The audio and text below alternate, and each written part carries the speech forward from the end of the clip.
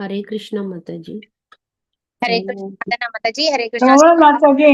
हरे कृष्णा गीता माता जी। प्रणति சொல்லுங்க माता जी। சொல்லுங்க माता जी। हरे कृष्णा। हरे कृष्णा। ओम नमो भगवते वासुदेवाय। ओम नमो भगवते वासुदेवाय। ओम नमो भगवते वासुदेवाय। ओम अज्ञानतिमिरान्धस्य ज्ञानाञ्जनशलाकाय चक्षुरुन्मीलितं येन तस्मै श्री गुरवे नमः।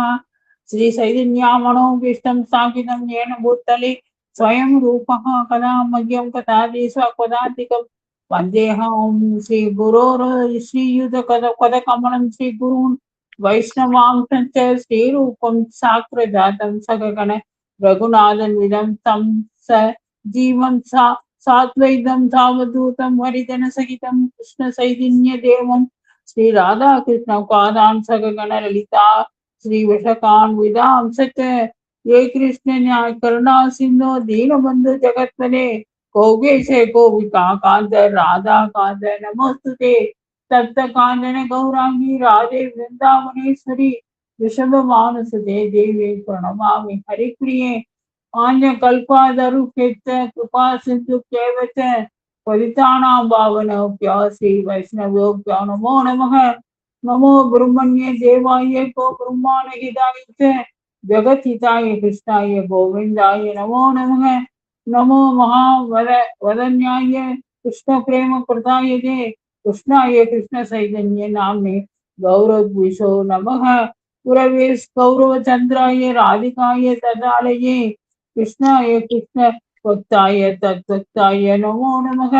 नमः ओम विष्णुपादाय कृष्णप्रेष्ठाय भूतले श्रीमदे भक्तिवेदांत स्वामिनी नामिने नमस्ते सारस्वते देवी गौरवाणी प्रचारिणे निर्विशेष शून्यवादी पाश्चात्य देशधारिणे पंचतत्त्वात्मकं कृष्णं भक्तरूप स्वरूपकं भक्तावतारं भक्ताख्यं नमामि भक्तशक्तिगं वे श्री कृष्ण चैतन्य प्रभु नित्यानंद श्री अद्वैत गदाधर श्रीवासादि गौरव भक्त वृंद हरे कृष्णा कृष्णा कृष्णा हरे हरे हरे राम राम राम हरे हरे।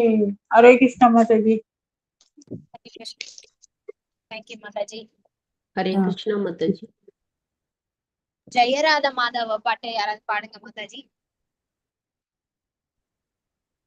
पाड़ रहे माता जी। மாதாஜி சுபாமலர் மாதாஜி சின்ன பாட்டா பாடுங்க, ரொம்ப பெருசா பாடாதீங்க சரிங்களா? ஓகே பாடுங்க மாதாஜி। जय राधा माधव जय कुंज बिहारी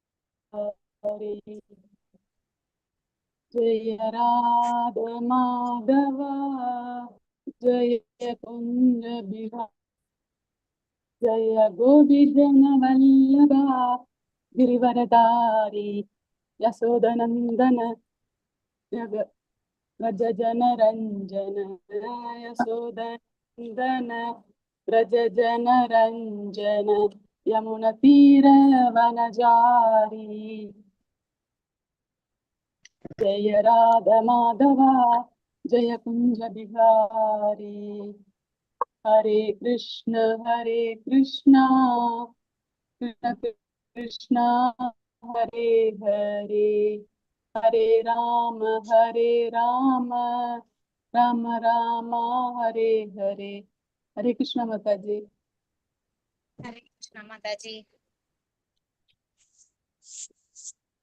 हरे कृष्ण कृष्ण कृष्ण हरे हरे हरे राम राम राम हरे हरे हरे कृष्ण कृष्ण कृष्ण हरे हरे हरे राम राम हरे हरे। கிளாஸ் ஸ்டார்ட் பண்ணிடலாம் மாதாஜி। தேங்க்யூ மாதாஜி। ஹரே கிருஷ்ணா। அனைவரையும் இந்த L2 ப்ரீ பக்தி சாஸ்திரி வகுப்பிற்கு உங்களை அன்போடு வரவேற்கிறேன்। நம்ம வந்து சாப்டர் 9th பாத்துக்கிட்டு இருக்கோம்। ஹரே கிருஷ்ணா। हरे कृष्ण माता जी। नमो भगवते वासुदेवाय ओम नमो भगवते वासुदेवाय ओम नमो भगवते वासुदेवाय ओम अज्ञानतिमिरान्धस्य ज्ञानाञ्जनशलाकया चक्षुरुन्मीलितं येन तस्मै श्रीगुरवे नमः। श्रीचैतन्यमनोभीष्टं स्थापितं येन भूतले स्वयं रूपकदा मह्यं ददाति स्वपदान्तिकं वन्देऽहं वन्देऽहं श्रीगुरो वैष्णवां च श्रीरूपं साग्रजातं सहगण रघुनाथान्वितं तं सजीवं सात्वैतं सावधूतं परिजन सहितं कृष्ण चैतन्य देवं श्री राधा कृष्ण पादान् सहगण ललिता श्री विशाखान्वितां च। हे कृष्ण करुणा सिंधु दीनबंधु जगत्पते गोपेश गोपिका कांता राधा कांता नमोस्तुते। तप्त कांचन गौरांगे राधे वृंदावनेश्वरी ऋषभानुसुते देवी प्रणमामि हरिप्रिये।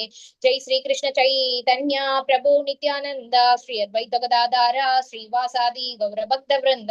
हरे कृष्णा कृष्ण कृष्ण हरे हरे हरे राम राम राम हरे हरे। हरे कृष्णा कृष्ण कृष्ण हरे हरे हरे राम राम राम हरे हरे। ஹரே கிருஷ்ணா. நம்ம நேத்திக்கு 25th ஸ்லோகம் வரைக்கும் நம்ம பார்த்தோம். சோ இன்னைக்கு நம்ம 26th ஸ்லோகம்ல இருந்து பார்க்கலாம்.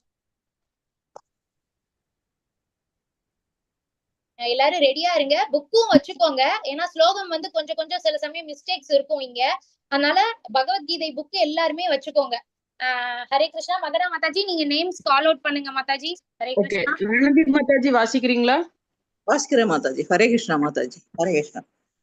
பத்ரம் புஷ்பம் பலம் தோயம் யோ மே பக்தயா பிரயச்சதி தத்தகம் பக்தயா பிரகிருதம் அஸ்னாமி பிரயாத்மனக.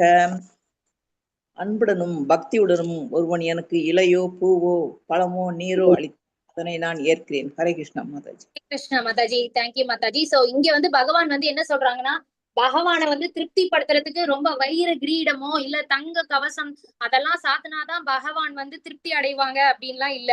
பகவானுக்கு வந்து அன்போட பக்தியோட நம்மளால முடிஞ்சது எதை செஞ்சாலுமே நம்ம பகவான் வந்து அதை அக்செப்ட் பண்ணிப்பாங்க.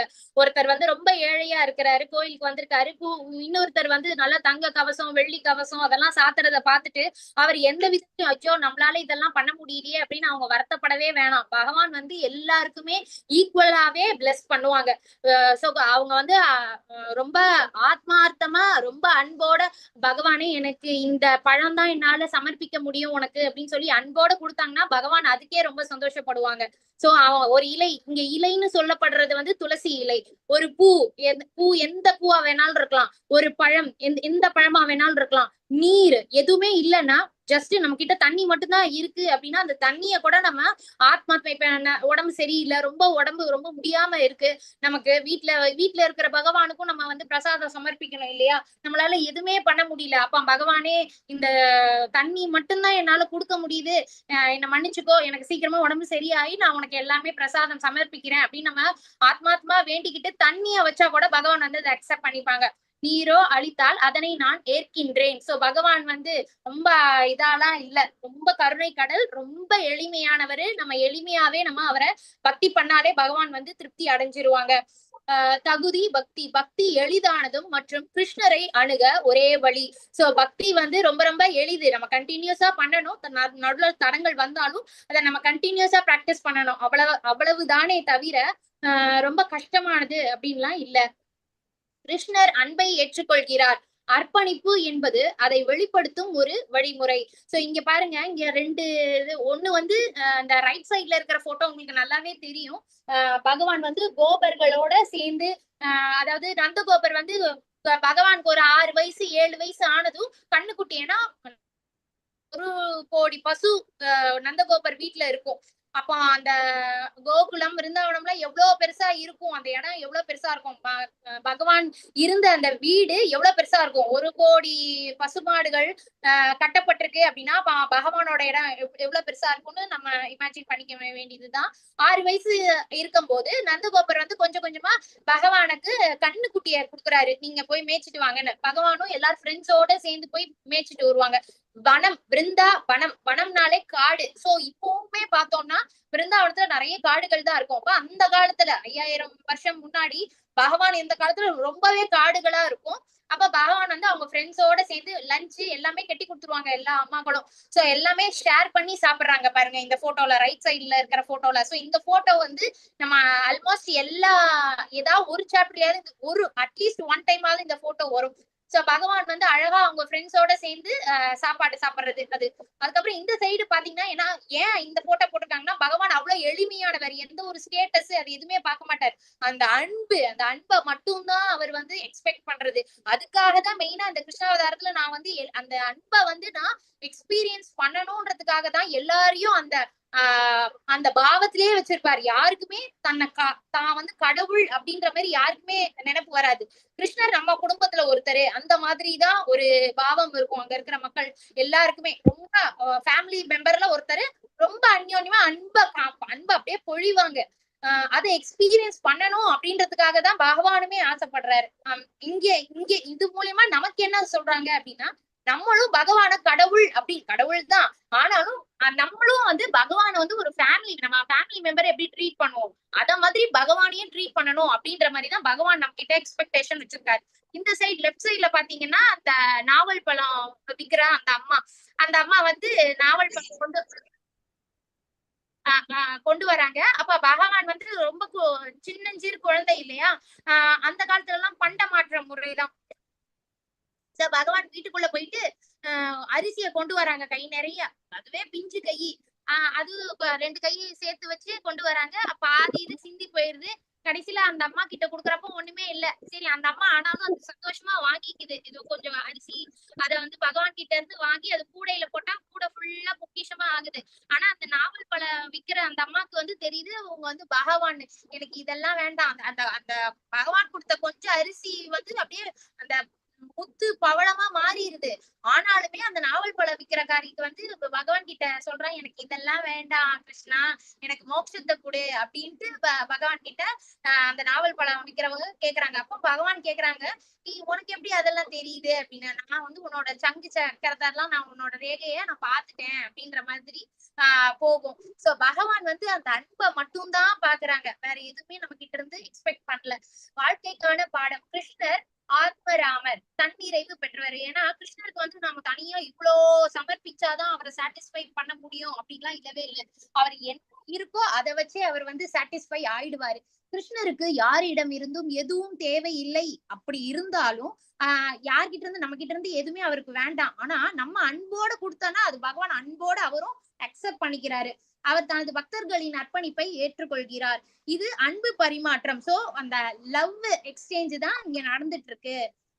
கிருஷ்ணரிடம் அன்பு செலுத்துபவன் அவர் அதை விரும்பினாலும் அதனை அளிப்பான். அதாவது பகவானுக்கு யாருக்கெல்லாம் பகவானை ரொம்ப பிடிக்குதோ, பகவானுக்கு எது பிடிச்ச விஷயமோ அதை மட்டும்தான் ஆஃபர் பண்ணுவாங்க. பகவானுக்கு எது பிடிக்கலையோ அதை ஆஃபர் பண்ண மாட்டாங்க.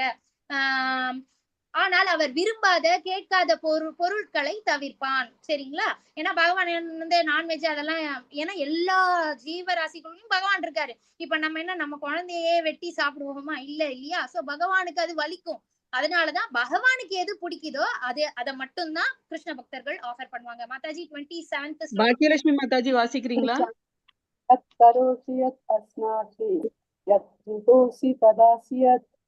தபசியசி கௌந்தேய தத்புருஷ்மதர்ப்பணம். குந்தின் மகனே, எதையெல்லாம் நீ செய்கிறாயோ, எதையெல்லாம் நீ உண்கின்றாயோ, எதையெல்லாம் நீ படைக்கின்றாயோ, எதையெல்லாம் நீ கொடுக்கின்றாயோ, எந்த தவங்களை எல்லாம் நீ செய்கின்றாயோ அதனை எனக்கு அர்ப்பணமாக செய்வாயாக. ஹரே கிருஷ்ணா மாதாஜி, தேங்க்யூ மாதாஜி. சோ இந்த ஸ்லோகம்ல பகவான் என்ன சொல்றாங்கன்னா, அர்ஜுனர் கிட்ட நீ என்னெல்லாம் செய்யறியோ அதை எனக்கு ஆஃபர் பண்ணிடு. நீ செய்யறியா பகவானே, இது எனக்கு தப்பு இருக்கா சரியா தப்பான்னு எனக்கு தெரியல, நான் உனக்கு ஆஃபர் பண்ணிடுறேன் அப்படின்ட்டு நீ உன்னோட என்ன செயல்கள் செஞ்சாலும் நீ அதை எனக்கு ஆஃபர் பண்ணிடு. நீ என்ன சாப்பிடுறியோ அதை முதல்ல எனக்கு ஆஃபர் பண்ணிடு. எதையெல்லாம் நீ படைக்கின்றாயோ, எதையெல்லாம் நீ கொடுக்கின்றாயோ, கொடுக்கறதுன்றது தானம் செய்யறப்போ நம்ம வந்து பகவானை நினைச்சுக்கிட்டு, பகவானே கிருஷ்ணா உனக்கு பிடிக்கணும்ன்றதுக்காக நான் இந்த செயலை செய்யறேன் அப்படின்னு சொல்லி பகவானை கொண்டு வந்துடணும். எல்லா செயல்கள்லயும் பகவானை கொண்டு வந்துடணும் நம்ம.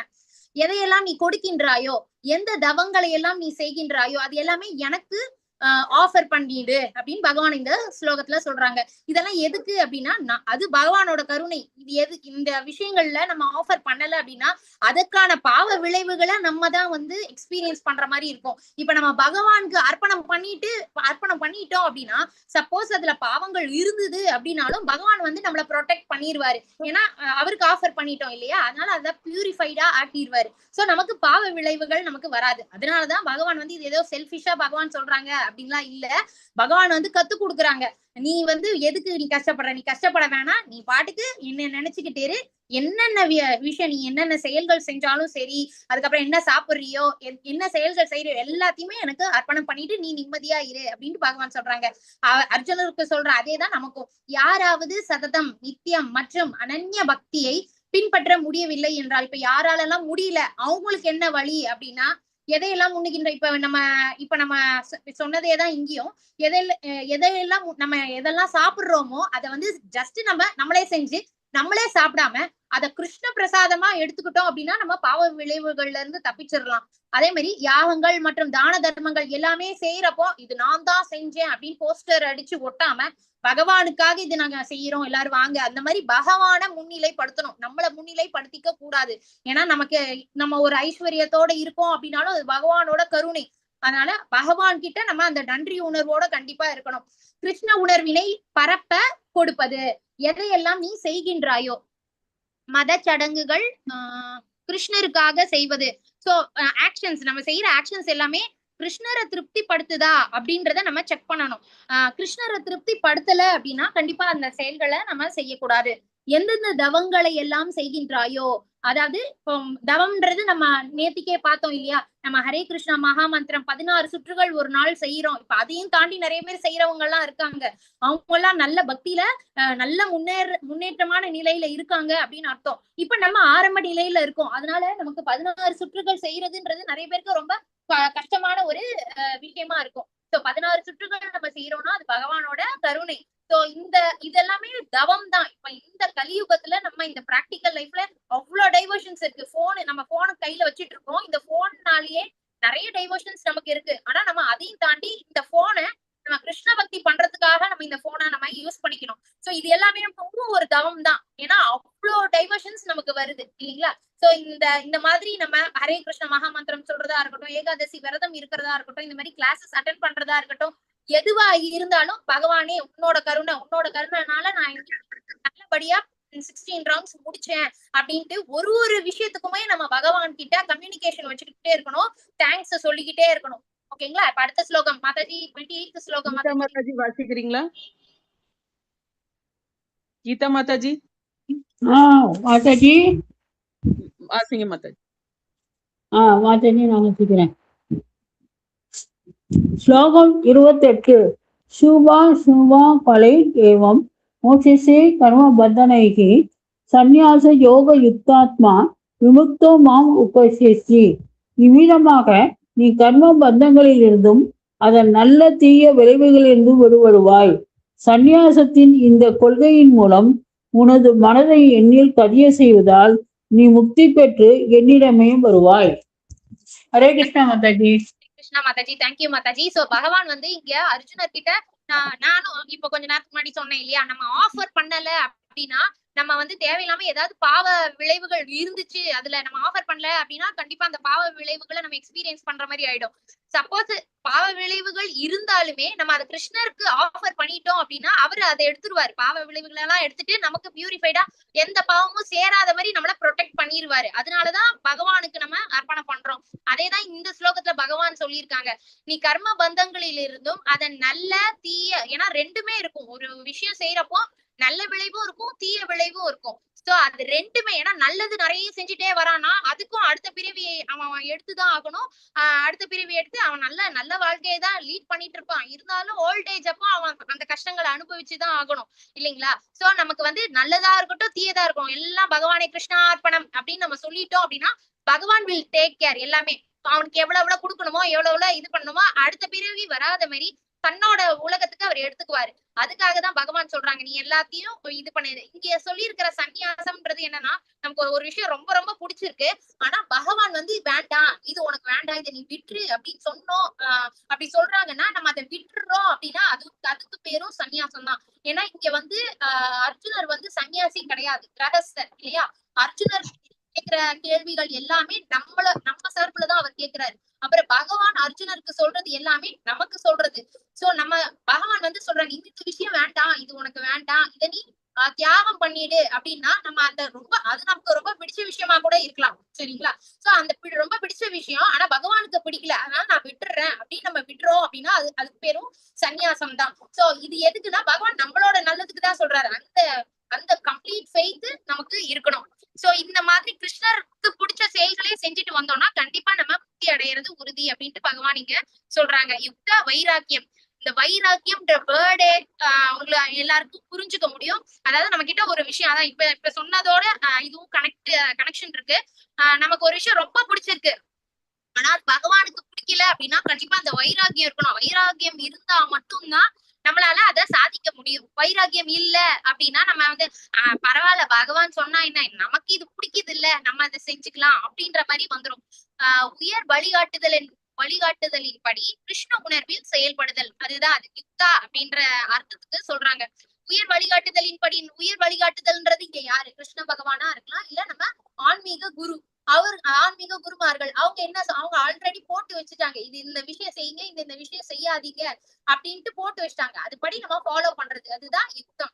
யுக்த வைராக்கியத்துல அதாவது கிருஷ்ண உணர்வுலே நீங்க செயல்படுங்க அப்படின்னு சொல்றதுதான் அந்த யுக்தா அப்படின்றது. யுக்த வைராக்கியம் அப்படின்னா என்னன்னா, செயல்கள் செய்து அதன் பலன்களை கிருஷ்ணருக்கு அர்ப்பணிப்பது. இப்ப நான் வந்து நிறைய தானம், இந்த 1000 பேருக்கு நான் வந்து இப்ப ரொம்ப வெயில் அடிக்குது, 1000 பேருக்கு நான் வந்து செருப்பு தானம் கொடுக்குறேன், கொடை இருக்கு இல்லையா, அம்ப்ரெல்லா, அதை தானம் பண்றேன் அப்படின்னு சொல்லி நம்ம அதை வந்து சத்தமே இல்லாம செய்யணும்.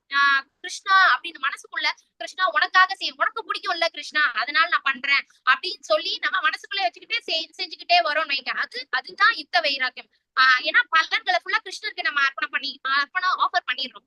இதுவே நம்ம வந்து செய்யறோம் ஆனா கிருஷ்ணர் பகவான் கிட்ட ஒண்ணுமே சொல்லல, தெருவுக்கு தெரு நம்ம போஸ்டர் அடிச்சு விட்டுறோம், நான் தான் பண்றேன் அப்படின்னா அது யுக்த வைராக்கியம் கிடையாது.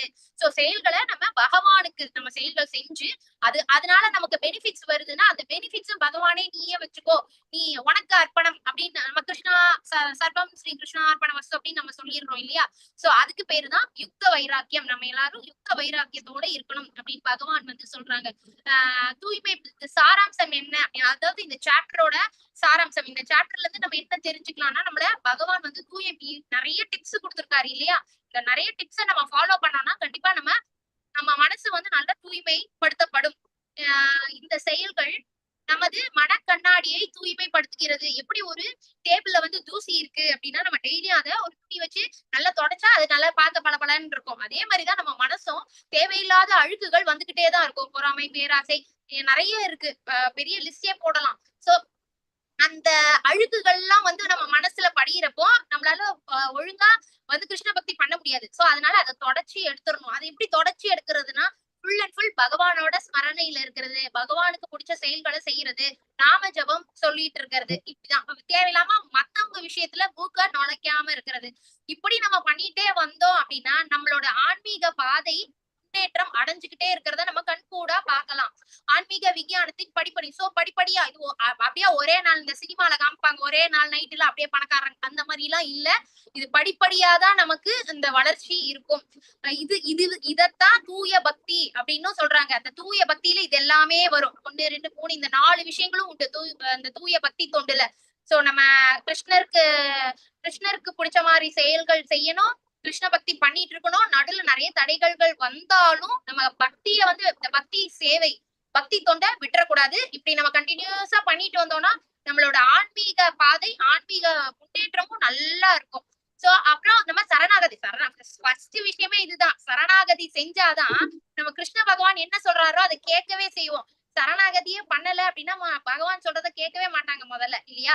சோ சரணாகதி முதல்ல செஞ்சிடணும், பகவான் கிட்ட கம்ப்ளீட்டா சரண்டர் நம்ம ஆயிடணும். பகவானே என்ன நடந்தாலும் என் வாழ்க்கையில என்ன நடந்தாலும் அது உனக்கு தெரியாம நடக்க போறது இல்ல, சரி நீ இதை கொடுத்திருக்கியா, தேங்க்ஸ் பகவான். இது கஷ்டம் வந்திருக்கா, எனக்கு நீ தான் புரிய வைக்கணும். இந்த விஷயம் ஏன் இப்படி நடந்திருக்குன்னு எனக்கு புரியல, நீ எனக்கு புரிய வை அப்படின்னு சொல்றப்போ ஏதோ ஒரு விதத்துல பகவான் கண்டிப்பா நமக்கு புரிய வைப்பாரு. கிருஷ்ணரிடம் முழுமையான சரணாகதி அப்படின்னா கிருஷ்ண பகவான் எனக்கு வந்திருக்க விஷயங்கள் எல்லாமே தெரிஞ்சுதான் வருது. பகவான் வந்து என்ன தூய்மைப்படுத்துறதுக்காக இந்த செயல்கள் செய்யறாரு, என்னோட ஆன்மீக பாதை நல்லா இருக்கணும்ன்றதுக்காக அந்த கம்ப்ளீட் ஃபெய்த் இருக்கணும். அதுதான் சரணாகதி.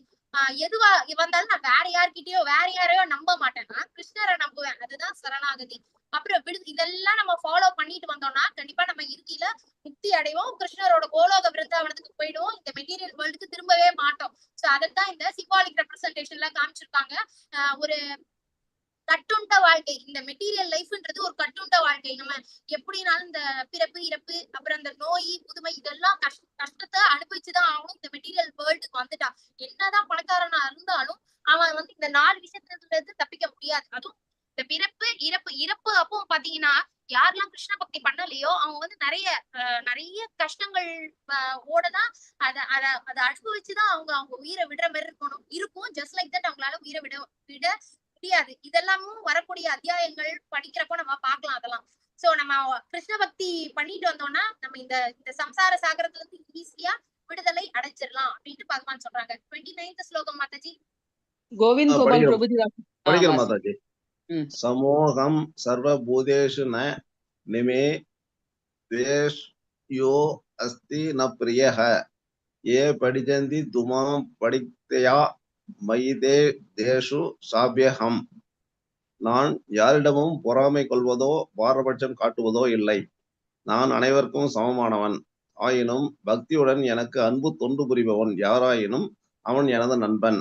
அவன் என்னில் இருக்கின்றான், நானும் அவனுக்கு நண்பன் ஆகிறேன். ஹரே கிருஷ்ணா மாதாஜி. பிரபுஜி தேங்க்யூ பிரபுஜி. சோ பகவான் வந்து இங்க என்ன சொல்றாங்க, இந்த ஒரு லைன் சொல்ல வேண்டிய அவசியமே இல்ல. பகவான் வந்து எங்கேயோ இருக்காரு, நாமெல்லாம் சின்ன தூசி தான். சோ பகவான் வந்து என்ன சொல்றாங்கன்னா எனக்கு யார் மேலயும் பொறாம கிடையாது, யார் மேலயும் நான் வந்து பார்ஷியாலிட்டி எல்லாம் காமிக்க மாட்டேன், எல்லார்கிட்டயும் நான் ஈக்குவலா தான் இருப்பேன், நான் எல்லாருக்குமே சமமானவன். இருந்தாலும் பக்தியோட யாரு என்ன கும்பிட்டுட்டு வராங்களோ அவங்களுக்கு நான் கண்டிப்பா நல்லா அவங்களுக்கு எது வேணுமோ அதுவுமே நம்ம இந்த சாப்டர்ல பார்த்தோம். அவங்களுக்கு எது வேணும் எது வேண்டாம் இருப்பவற்றை காத்தும் அப்புறம் அவங்களுக்கு வேண்டியவற்றை கொடுத்தும் நான் அருள் பாலிக்கிறேன் அப்படின்னு ஒரு ஸ்லோகம் நம்ம பார்த்தோம் இல்லையா. சோ எக்ஸ்ட்ராவா யாரெல்லாம் கிருஷ்ண பக்தி பண்றாங்களோ அவங்களுக்கு கண்டிப்பா பகவானோட அந்த ப்ரொடெக்டிவ் கவரிங்குள்ள நம்ம வந்துருவோம். பகவான் வில் டேக் கேர். இப்போ இந்த ஒரு ஸ்லோகத்துல அர்ஜுனரையும் நம்ம கன்சிடர் பண்ணலாம். துரியோதனன் அதர்ம பாதையில இருக்கான், ஆனாலும் பகவான் வந்து பகவானோட வீட்டுக்கு அவன் வர்றப்ப பகவான் அவனை வெறும் கையோட அனுப்பல. பகவான் வந்து தன்னோட ஸ்ட்ராங்கான அந்த படைய குடுக்குறாரு அவன் ஆசைப்பட்ட மாதிரி. அதனால பகவான் வந்து இவன் கெட்டவன் இவனுக்கு எதுவுமே கொடுக்க கூடாது அந்த மாதிரி எல்லாம் இல்ல. சோ ஈக்குவலா தான் இருக்காரு பகவான். ஆனா யாருன்னா பக்தி தொண்டு செய்யறாங்களோ அவங்களுக்கு நான் நண்பனாவே இருக்கிறேன். நண்பன் யாரு, நமக்கு இறுதி வரைக்கும் யாரு உண்மையான நண்பன் அப்படின்றதும் நேற்று கிளாஸ்ல பார்த்தோம் இல்லையா.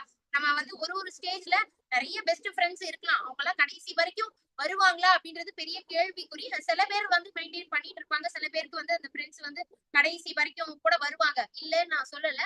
இருந்தாலும் ஒரு ஸ்டேஜ் வரும், அப்ப நமக்கு உள்ள தோணும் நமக்கு யாருமே இல்லையே அப்படின்னு தோன்றப்போ பகவான் வந்து நான் இருக்கேன் நீ கவலைப்படாத அப்படின்னு உள்ள இருந்து நமக்கு இது பண்ணுவாரு. அப்பதான் நமக்கு தெரியும் பகவான் வந்து எவ்வளவு சிறந்த நண்பன்ன்றத நிறைய பேரால எக்ஸ்பீரியன்ஸ் பண்ண முடியும். அவன் என்னில் இருக்கிறான், நானும் அவனுக்கு நண்பன் ஆகிறேன்.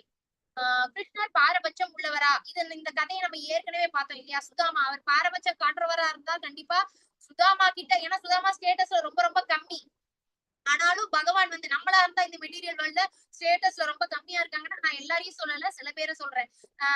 அவங்க வந்து கண்டுக்கவே மாட்டாங்க இல்லையா. பகவான் அப்படி இல்ல, அவன் ஏழையோ பணக்காரனோ எல்லாருக்குமே ஈக்குவலா தான் அருள் கொடுப்பாரு. படைப்பவர் மற்றும் காப்பவர் என்ற முறையில் அனைவருக்கும் சமம். ஒருவருக்கு அவருடைய கர்மம் மற்றும் ஆசையின் அடிப்படையிலேயே பலவித உடல்கள் கிடைக்கிறது. இப்ப நம்ம இந்த ஜென்மத்துல இந்த உடலோட இருக்கோம் அப்படின்னா போன ஜென்மத்துல நம்ம செஞ்ச பாவங்கள் பிளஸ் புண்ணியங்கள் அதுக்கு ஏத்த மாதிரிதான் இந்த ஜென்மத்துல நமக்கு உடல் அமைப்பு கொடுக்கப்பட்டிருக்கு. பிளஸ் பகவானோட, ஏன்னா அல்டிமேட் டெசிஷன் மேக்கர் யாருன்னா பகவான் தான். பிரம்மா கிட்ட பொறுப்பை ஒப்படைச்சிருக்காரு. இந்த ஆத்மா வந்து இந்த பலன்கள் பண்ணிருக்கு, இந்த புண்ணிய செயல்கள்ல ஈடுபட்டிருக்காங்க, இந்த பாவ செயல்களும் ஈடுபட்டிருக்காங்க, இவங்களுக்கு இந்த மாதிரியான உடல் கொடுக்கணும் அப்படின்னு பகவான் சொல்றாங்க. ஆனாலுமே பகவான் வந்து அல்டிமேட்டா ஃபைனல் டெசிஷன் எடுக்கிறது யாருன்னா பகவான் தான், கிருஷ்ண பகவான் தான். நம்மளோட ஆசைகளும் அதுல நிறைவேற்றி வச்சிருப்பாங்க.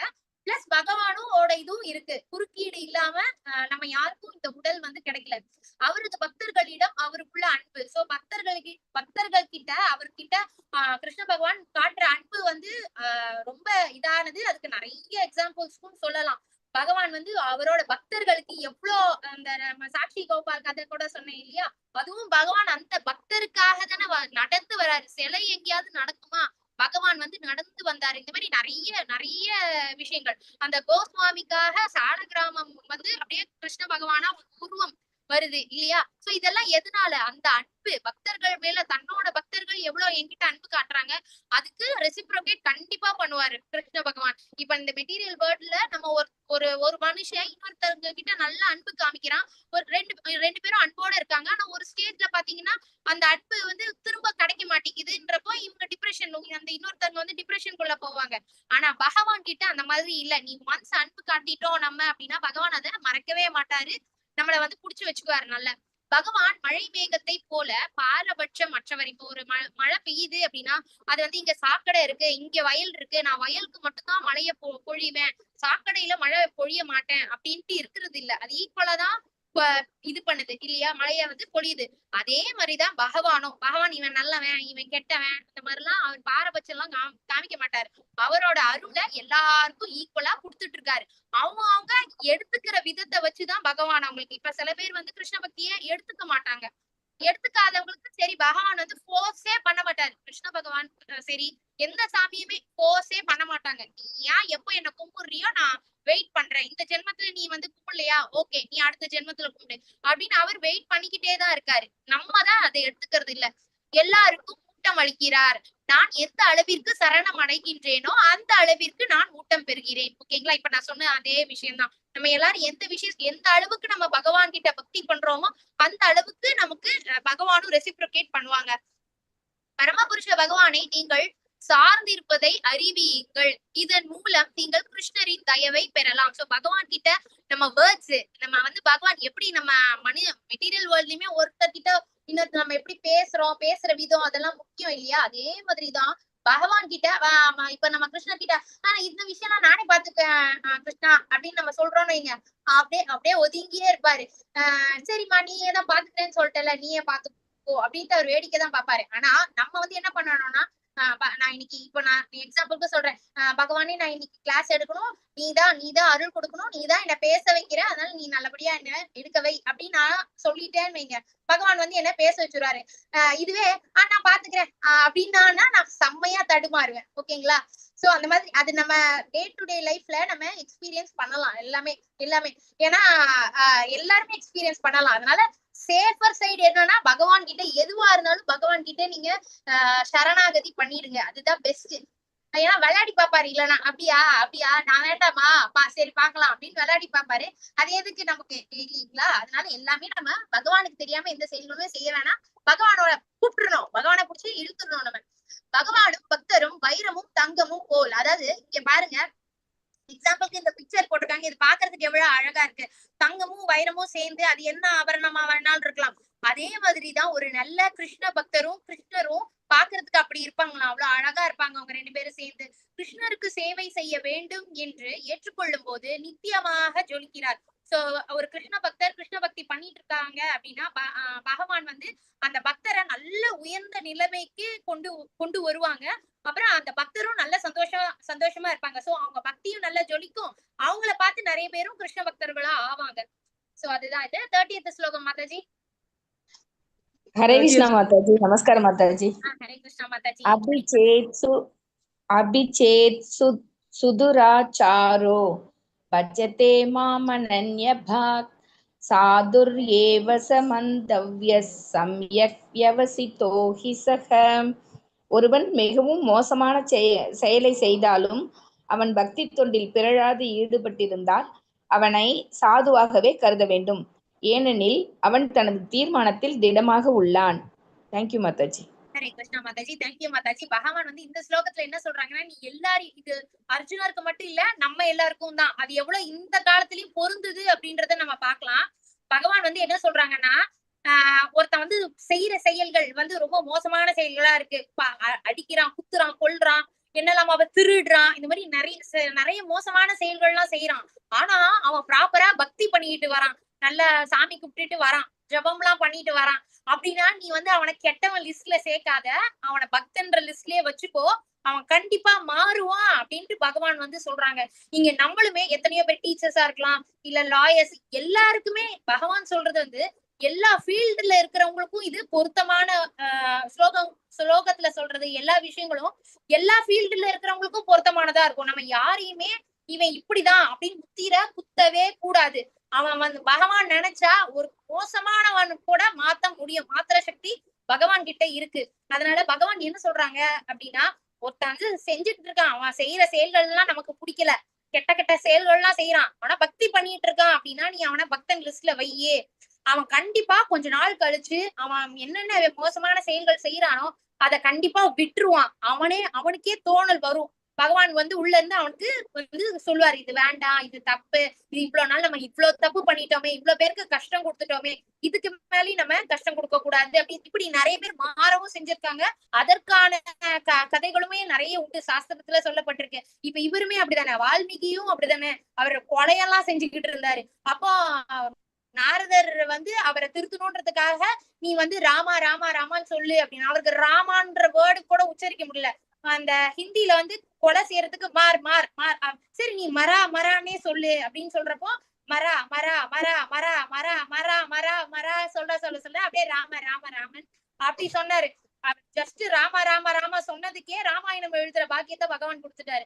அதனால பகவான் என்ன சொல்றாங்கன்னா, யாரையுமே குத்தாத, யாரையுமே ஒதுக்காத, அவங்களையும் நீ சேர்த்துக்கோ, அவனும் கண்டிப்பா திருந்துவான் அப்படின்ட்டு பகவான் சொல்றாங்க. சோ இதுல இருந்து என்னன்னா, நம்ம யாருக்கும் ரொம்ப தண்டனை வந்து கொடுக்க கூடாது, ரொம்ப ஹார்ஷான தண்டனை. அவங்க எல்லாருமே நம்ம தவறுகள் செய்யாம எந்த மனுஷனுமே இல்ல. அதனால தவறுகள் செஞ்சு அவன் அப்படி பண்ணிட்டான், அவன் அவ்வளோ பெரிய தப்பு பண்ணிட்டான், நான் அவனை மன்னிக்கவே மாட்டேன் அப்படின்லாம் இருந்தோம் அப்படின்னா நம்ம வாழ்க்கை தான் வந்து கஷ்டமா இருக்கும். அதனால பகவான் வந்து சொல்றாங்க, மன்னிச்சு விட்டுரு, அவன் கண்டிப்பா அவன் பக்தி தொண்டிலையும் இருக்கான் அப்படின்னா கண்டிப்பா அவன் மாறுவான் அப்படின்ட்டு பகவான் சொல்றாங்க. அவனை சாதுவாகவே கருத வேண்டும், ஏனெனில் அவன் தனது ஏன்னா பக்திய கண்டினியூஸா பண்றதுன்றது பெரிய விஷயம் இல்லைங்களா. அதனால கண்டிப்பா அவன் மாறுவான், நீ அதனால அவனை வந்து நல்லவன் லிஸ்ட்லயே வை, கெட்டவன் லிஸ்ட்ல வைக்காத அப்படின்னு பகவான் சொல்றாங்க. கிருஷ்ணர் பக்குவமற்ற பக்தனை தூய்மைப்படுத்தி மோசமான செயலை மன்னிக்கிறார். இதுக்குதான் எக்ஸாம்பிளுக்கு நான் வால்மீகி சொன்னேன், இந்த மாதிரி நிறைய பேர் இருக்காங்க. கிருஷ்ணரிடம் மட்டும் சரணடைந்துள்ளதால், அப்புறம் யாரெல்லாம் வந்து பகவான் கிட்ட சரணடைஞ்சிருக்காங்களோ அவங்களோட லைஃபையும் பகவான் வந்து மாத்திருக்காங்க. யாரெல்லாம் மோசமான செயல்கள் செஞ்சுக்கிட்டு இருந்தவங்களா இருக்கலாம், அதுக்கப்புறம் பகவான் கிட்ட சரணடைஞ்சு தூய கிருஷ்ண பக்தி பண்ணி அவங்க மாறி இருக்கலாம். இந்த மாதிரி நிறைய இருக்கு. ஏன்னா பிரபுபாதரோட இஸ்கான்ல ஒரு கைதி, அந்த கைதி வந்து தப்பிச்சு வந்துட்டான் ஜெயில, அந்த போலீஸ் கிட்ட இருந்து தப்பிச்சு ஓடி வந்துட்டான். அப்போ வந்து இந்த இஸ்கான்ல இருக்கிற பிரபுஜிஸ் எல்லாம் நாம சங்கீர்த்தனம் பண்ணிக்கிட்டு இருக்காங்க, அதோட பூந்து அப்படியே இஸ்கானுக்கு வந்துடுறான். இஸ்கான்ல கொடுக்குற வேலை எல்லாமே செஞ்சுட்டு வந்துட்டு இருக்கான். அப்ப அந்த போலீஸ் ஸ்டேஷன்ல இருந்து ஒரு போலீஸ் ஆபீசர் வராரு, இஸ்கானுக்கு ஏதோ எதேச்சியா வராரு. அப்ப இந்த ஆளை பார்த்தோன்னே அந்த ஆள் போய் மறைகிறான். ஆனா கண்டுபிடிச்சிட்டாரு, அவன் அந்த குற்றவாளி, லாங் பேக் ஜெயில இருந்து தப்பிச்சவன் அப்படின்ட்டு. ஆனா பிரபுபாதர் வந்து அவன் பிரபுபாதர் குரு இல்லையா, அவருக்கு கண்டிப்பா தெரியும் யார் யார் என்னென்ன இது செயல்கள் செஞ்சுட்டு வந்திருக்காங்கன்னு. அவனுமே இந்த போலீஸ் எல்லாம் வரதுக்கு முன்னாடி ஒரு நாள் சொல்லிடுறான் பிரபுபாதர் கிட்ட, நான் இந்த மாதிரி ஜெயில இருந்தவன், நான் தப்பு செஞ்சிருக்கேன், இப்ப பயந்து நான் வந்துட்டேன் அப்படின்ட்டு. பிரபுபாதர் வந்து ஃபுல் டே என்னென்ன கிருஷ்ண பக்தி பண்றதா நீ ப்ராப்பரா பண்ணணும், அப்பன்னா மட்டும்தான் உனக்கு இங்க இடம் அப்படின்னு சொல்லிட்டாங்க. காலையில ஏர்லி மார்னிங் எந்திரிச்சு குளிச்சு மங்களாரத்தி அதெல்லாம் பண்றது, அப்புறம் போய் காய்கறிகள் எல்லாம் வாங்குறது, திருத்துறது, அப்புறம் பகவத்கீதை புக்ஸ் டிஸ்ட்ரிபியூஷன் பண்றது, இந்த மாதிரி ஃபுல் அண்ட் ஃபுல் கிருஷ்ண செயல்கள்ல ஈடுபட வச்சிடுறாரு அந்த ஆளு. சோ அந்த ஆள் நல்ல பியூரிஃபைடா ஆயிட்டு வரான். அப்புறம் அந்த போலீஸ் பாக்குறப்போ அந்த ஆளே வந்து இது பண்ணி பேசுறப்போ அந்த போலீஸ் ஆபீசருக்கு நல்ல ஒரு திருப்தி ஆயிடுச்சு, பரவாயில்ல இவன் ரொம்ப நல்லவனா ஆயிட்டான் அப்படின்ட்டு. சோ அந்த மாதிரிதான் பகவான் கிட்ட வந்துட்டான் அப்படின்னா, ஒரு கெட்டவனா இருந்தாலும் சரி அந்த சத்சங்கத்துல வந்துட்டான் அப்படின்னா கண்டிப்பா பகவான் அவனை திருத்திடுவாரு, நல்லபடியா ஆக்கிடுவாரு. பக்தி தொண்டு செய்ய வேண்டும் என்ற தீர்மானத்தில் உறுதியாக உள்ளதால், அதுக்கப்புறம் மோசமான செயல் ஜடசக்தியின் தொடர்பால் ஏற்படும் விபத்தாக இருப்பதால், இது எல்லாமே புரிஞ்சுக்கலாம். ஒருத்தன் வந்து கெட்ட விஷயங்கள்லாம் செஞ்சுக்கிட்டு இருக்கான், அப்புறம் அவனுக்கு ஏதோ பகவானோட கருணை ஏற்பட்டுச்சுன்னா அவன் கண்டிப்பா நல்லவனா மாறிடுவான், திரும்ப தப்பு செய்ய போகவே மாட்டான். தனது நற்குணத்தின் பாதையிலிருந்து எதிர்பாராமல் வீழ்ச்சி அடையும் பக்தன் மோசமானவராக கருதப்படுவது இல்லை. சோ சின்ன சின்ன தவறுகள் செய்யறப்போ அவங்கள வந்து அப்படியே ரொம்ப மோசம் அப்படின்லாம் நம்ம ஒதுக்க வேண்டிய அவசியம் இல்ல. நமக்கும் அடிக்கடி கொஞ்சம் கொஞ்சம் வீழ்ச்சி வரும், ஆனாலும் நம்ம திரும்ப எந்திரிச்சிடணும். ஓகேங்களா? அத்தகைய பக்தர்களின் தகுதி பிரத்யேகமாகவும் தளராமலும் கிருஷ்ணரின் பக்தி தொண்டில் ஈடுபட்டு இருத்தல். இதேதான் நம்ம இந்த சாப்டர்ல நம்ம ஏற்கனவே பார்த்தோம் இல்லையா? மனசு வந்து நமக்கு சில நாள் வந்து கொஞ்சம் டிப்ரெஷன்ல தான் இருக்கும். அதனால அப்படியே நம்ம ஃபர்ஸ்ட் எது தண்டனை, ஃபர்ஸ்ட் நம்ம எதுக்கு தண்டனை கொடுப்போம்னா நம்ம உடம்புக்கு தான். முதல்ல சாப்பாட்டுலதான் நமக்கு மனசு சரியில்லைன்னா உடனே எனக்கு சாப்பாடு வேணாம் அப்படின்ட்டு இருந்துரும். அப்புறம் நம்ம செய்ய வேண்டிய கடமைகள்ல எல்லாம் அப்படியே தடா போட்டுக்கிட்டே வருவோம். ஆனா நமக்கு நம்ம மனசு நல்ல தைரியமா இருக்கு அப்படின்னா பகவான் சொல்லியிருக்காரு, அர்ஜுனருக்கு வராத கஷ்டம் ஆண்டவர்களுக்கு வராத கஷ்டமா, பிரகலாத மகாராஜருக்கு வராத கஷ்டமா? இப்ப நம்ம வீட்டுல என்ன, நம்ம அப்பா டெய்லியும் உன்னை கொலை வைக்கிற, உன்னை எப்படி கொலை பண்ணலாம்னு நம்ம அப்பாக்கள் யோசிச்சுட்டு இருக்காங்களா? இல்ல நம்ம மனைவியோ கணவனோ அப்படி இருக்காங்களா? நம்ம பிள்ளைகள் யாராவது அப்படி இருக்காங்களா? இல்ல. அந்த மகாத்மாக்கள் அளவுக்கு எல்லாம் நமக்கு கண்டிப்பா கஷ்டங்கள் இல்ல. நமக்கும் ஆனா கஷ்டங்கள் வரும். அதை கண்டிப்பா நம்மளால தாண்டி எளிதாக தாண்டலாம் அப்படின்லாம் சொல்லல, கண்டிப்பா தாண்டி வந்துதான் ஆகணும் அப்படின்னு பகவான் சொல்லியிருக்காங்க. சோ அதை தாண்டி நம்ம கிருஷ்ணரோட ஸ்மரணையில இருக்கணும். நம்ம நாம ஜபமும் பண்ணிட்டு நம்ம அழகா மனசு அப்படி போகுதுனாலும் திரும்ப கொண்டு வந்து கிருஷ்ண பக்தி பண்றது. ஏதாவது நீங்க எடுத்து பகவத்கீதை ஸ்லோகங்கள் வாசிக்கையில பாட்டு பாடுங்க, மெயினா அதுதான். பகவான் வந்து எல்லா இடத்துலயும் இருக்காரு. சோ நம்ம வந்து ஏதாவது ஒரு அஷ்டகம், இப்பதான் எவ்வளவு அஷ்டகம் இருக்கு இல்லையா? அந்த பிளேலிஸ்ட் எல்லாமே உங்ககிட்ட இருக்கு. நீங்க பாட்டுக்கு அழகா எழுதுங்க, இல்ல ஸ்ரீராம ஜெயம் எழுதுங்க. அவ்வளோ டிஃப்ரெண்ட் வெரைட்டிஸ்ல நம்ம வந்து பக்தி பண்ணலாம். உங்களுக்கு எழுதணும்னு தோணுதா எழுதுங்க, இல்ல பாடணும்னு தோணுதா பாடுங்க, ஆடணும்னு தோணுதா ஆடுங்க. அந்த மாதிரிதான். ஓகேங்களா? சோ அதனால நம்ம மனசு எப்பெல்லாம் நம்ம டிப்ரெஷனுக்கு போறோம், எப்பெல்லாம் நம்ம அபார்ட் ஃப்ரம் கிருஷ்ணா போறோமோ நம்ம வந்து நம்ம மனசு கொண்டு வந்து பிடிச்சு திரும்பவும் கிருஷ்ணரோட செயல்கள்ல செய்யறதுல, கிருஷ்ண ஸ்மரணையில இருக்கிறதுல நம்ம மனசை கொண்டு வந்துடணும். கைவிடுவதற்கு கடினமாக உள்ள என்னுடைய பாவ செயல்களுக்காக நான் நரகம் செல்வதாக இருந்தாலும் கிருஷ்ணருக்காக அர்ப்பணிக்கப்பட்டுள்ள எனது வழிபாட்டை நான் விடமாட்டேன். சோ நம்ம கிருஷ்ண வழிபாடு செய்யறப்ப நம்ம ஒண்ணும் நரகத்துக்கு எல்லாம் போக போறது கிடையாது. நம்ம கண்டிப்பா கிருஷ்ணரோட உலகத்துக்கு தான் போவோம். ஏன்னா இது எதுக்கு சொல்றாங்கன்னா, நான் என்ன இது வந்தாலும் தடங்கள் வந்தாலும் நான் வந்து கிருஷ்ண பக்திய ஒருபோதும் விடமாட்டேன் அப்படின்ற திடமான மனசு நமக்கு வேணும். யாரும் திவ்யமான பக்தி தொண்டில் இருக்கும் பக்தன் எல்லா விதமான எல்லா விதமான மோசமான வழிகளிலும் செயல்படலாம் என்று தவறாக புரிந்து கொள்ள கூடாது. சோ பகவான் வந்து இப்போ சில பேர் வந்து மோசமான செயல்கள்ல செஞ்சிருக்காங்க, அப்புறம் ஒரு நல்ல சத்சங்கம் கிடைச்சு பகவானோட கருணையினால திருப்தி வாழ்றாங்க அப்படின்னா அப்ப எல்லாரும் இப்படிதானா அப்படின்லாம் நீங்க தப்பாலாம் நினைச்சுக்க வேண்டாம். சில பேர் வந்து சின்ன வயசுல இருந்து நல்ல பக்தி பண்ணி வருவாங்க. பலம் வாய்ந்த ஜட தொடர்பின் சக்தியினால் நிகழும் விபத்தினை மட்டுமே இப்பதம் குறிக்கின்றது. ஓகேங்களா? சோ சில பேர் மட்டும்தான். மாதாஜி 31st ஸ்லோகம் மாதாஜி. சுபாமலர் மாதாஜி வாசிக்கிறீங்களா? ஹரே கிருஷ்ண மாதாஜி. ஹரே கிருஷ்ணா. சிப்ரம் பவதி தர்மாத்மாஷஸ் வச்சாந்திம் நிகச்சதி கௌந்தேய பிரதிஜானிஹி நமே படித்த பிரணஷ்யதி. ஸ்லோகம் 9.31. அவன் வெகு விரைவில் தர்மாத்மாவாகி நித்தியமான அமைதியை அடைகின்றான்.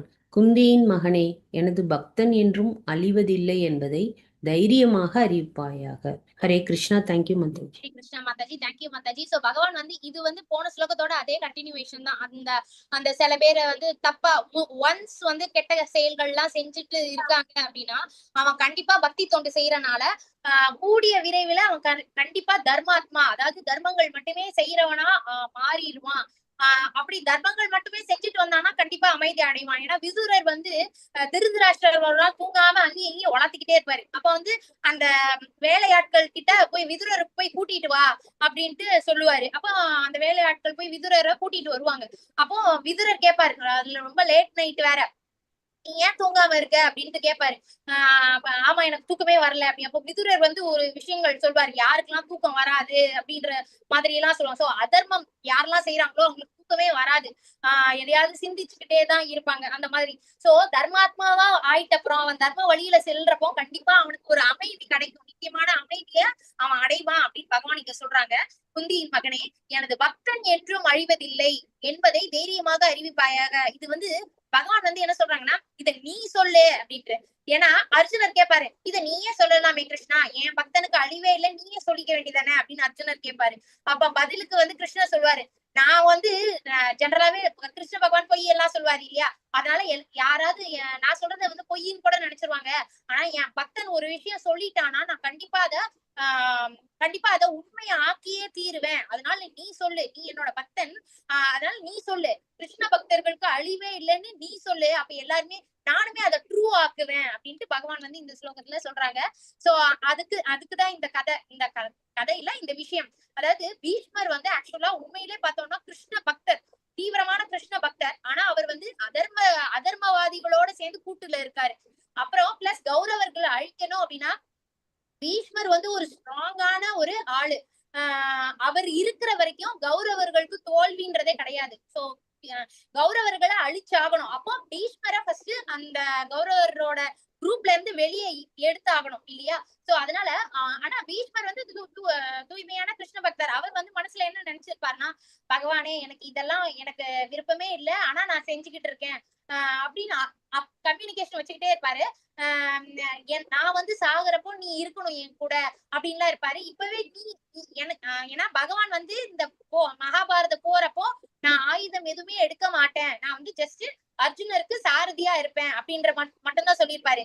பீஷ்மர் வந்து என்ன சொல்றாருன்னா, என்ன கிருஷ்ணா நீ வந்து ஆயுதம் எடுக்க மாட்டியா, நான் உன்னை ஆயுதம் எடுக்க வைக்கிறேன் பாரு அப்படின்ட்டு அவர் வந்து ஒரு விஷயம் மனசுல நினைச்சுக்கிட்டு இருப்பாரு. அதனால அவர் பக்தர் இல்லையா, அதனால என் பேர் கெட்டு போனாலும் பரவாயில்ல, என் பேர் டேமேஜ் ஆனாலும் பரவாயில்ல, என் பக்தனுக்கு சந்தோஷம் கொடுக்கணும்ன்றதுக்காகத்தான் அந்த சக்கரத்தை தூக்கிட்டு வராரு இல்லையா.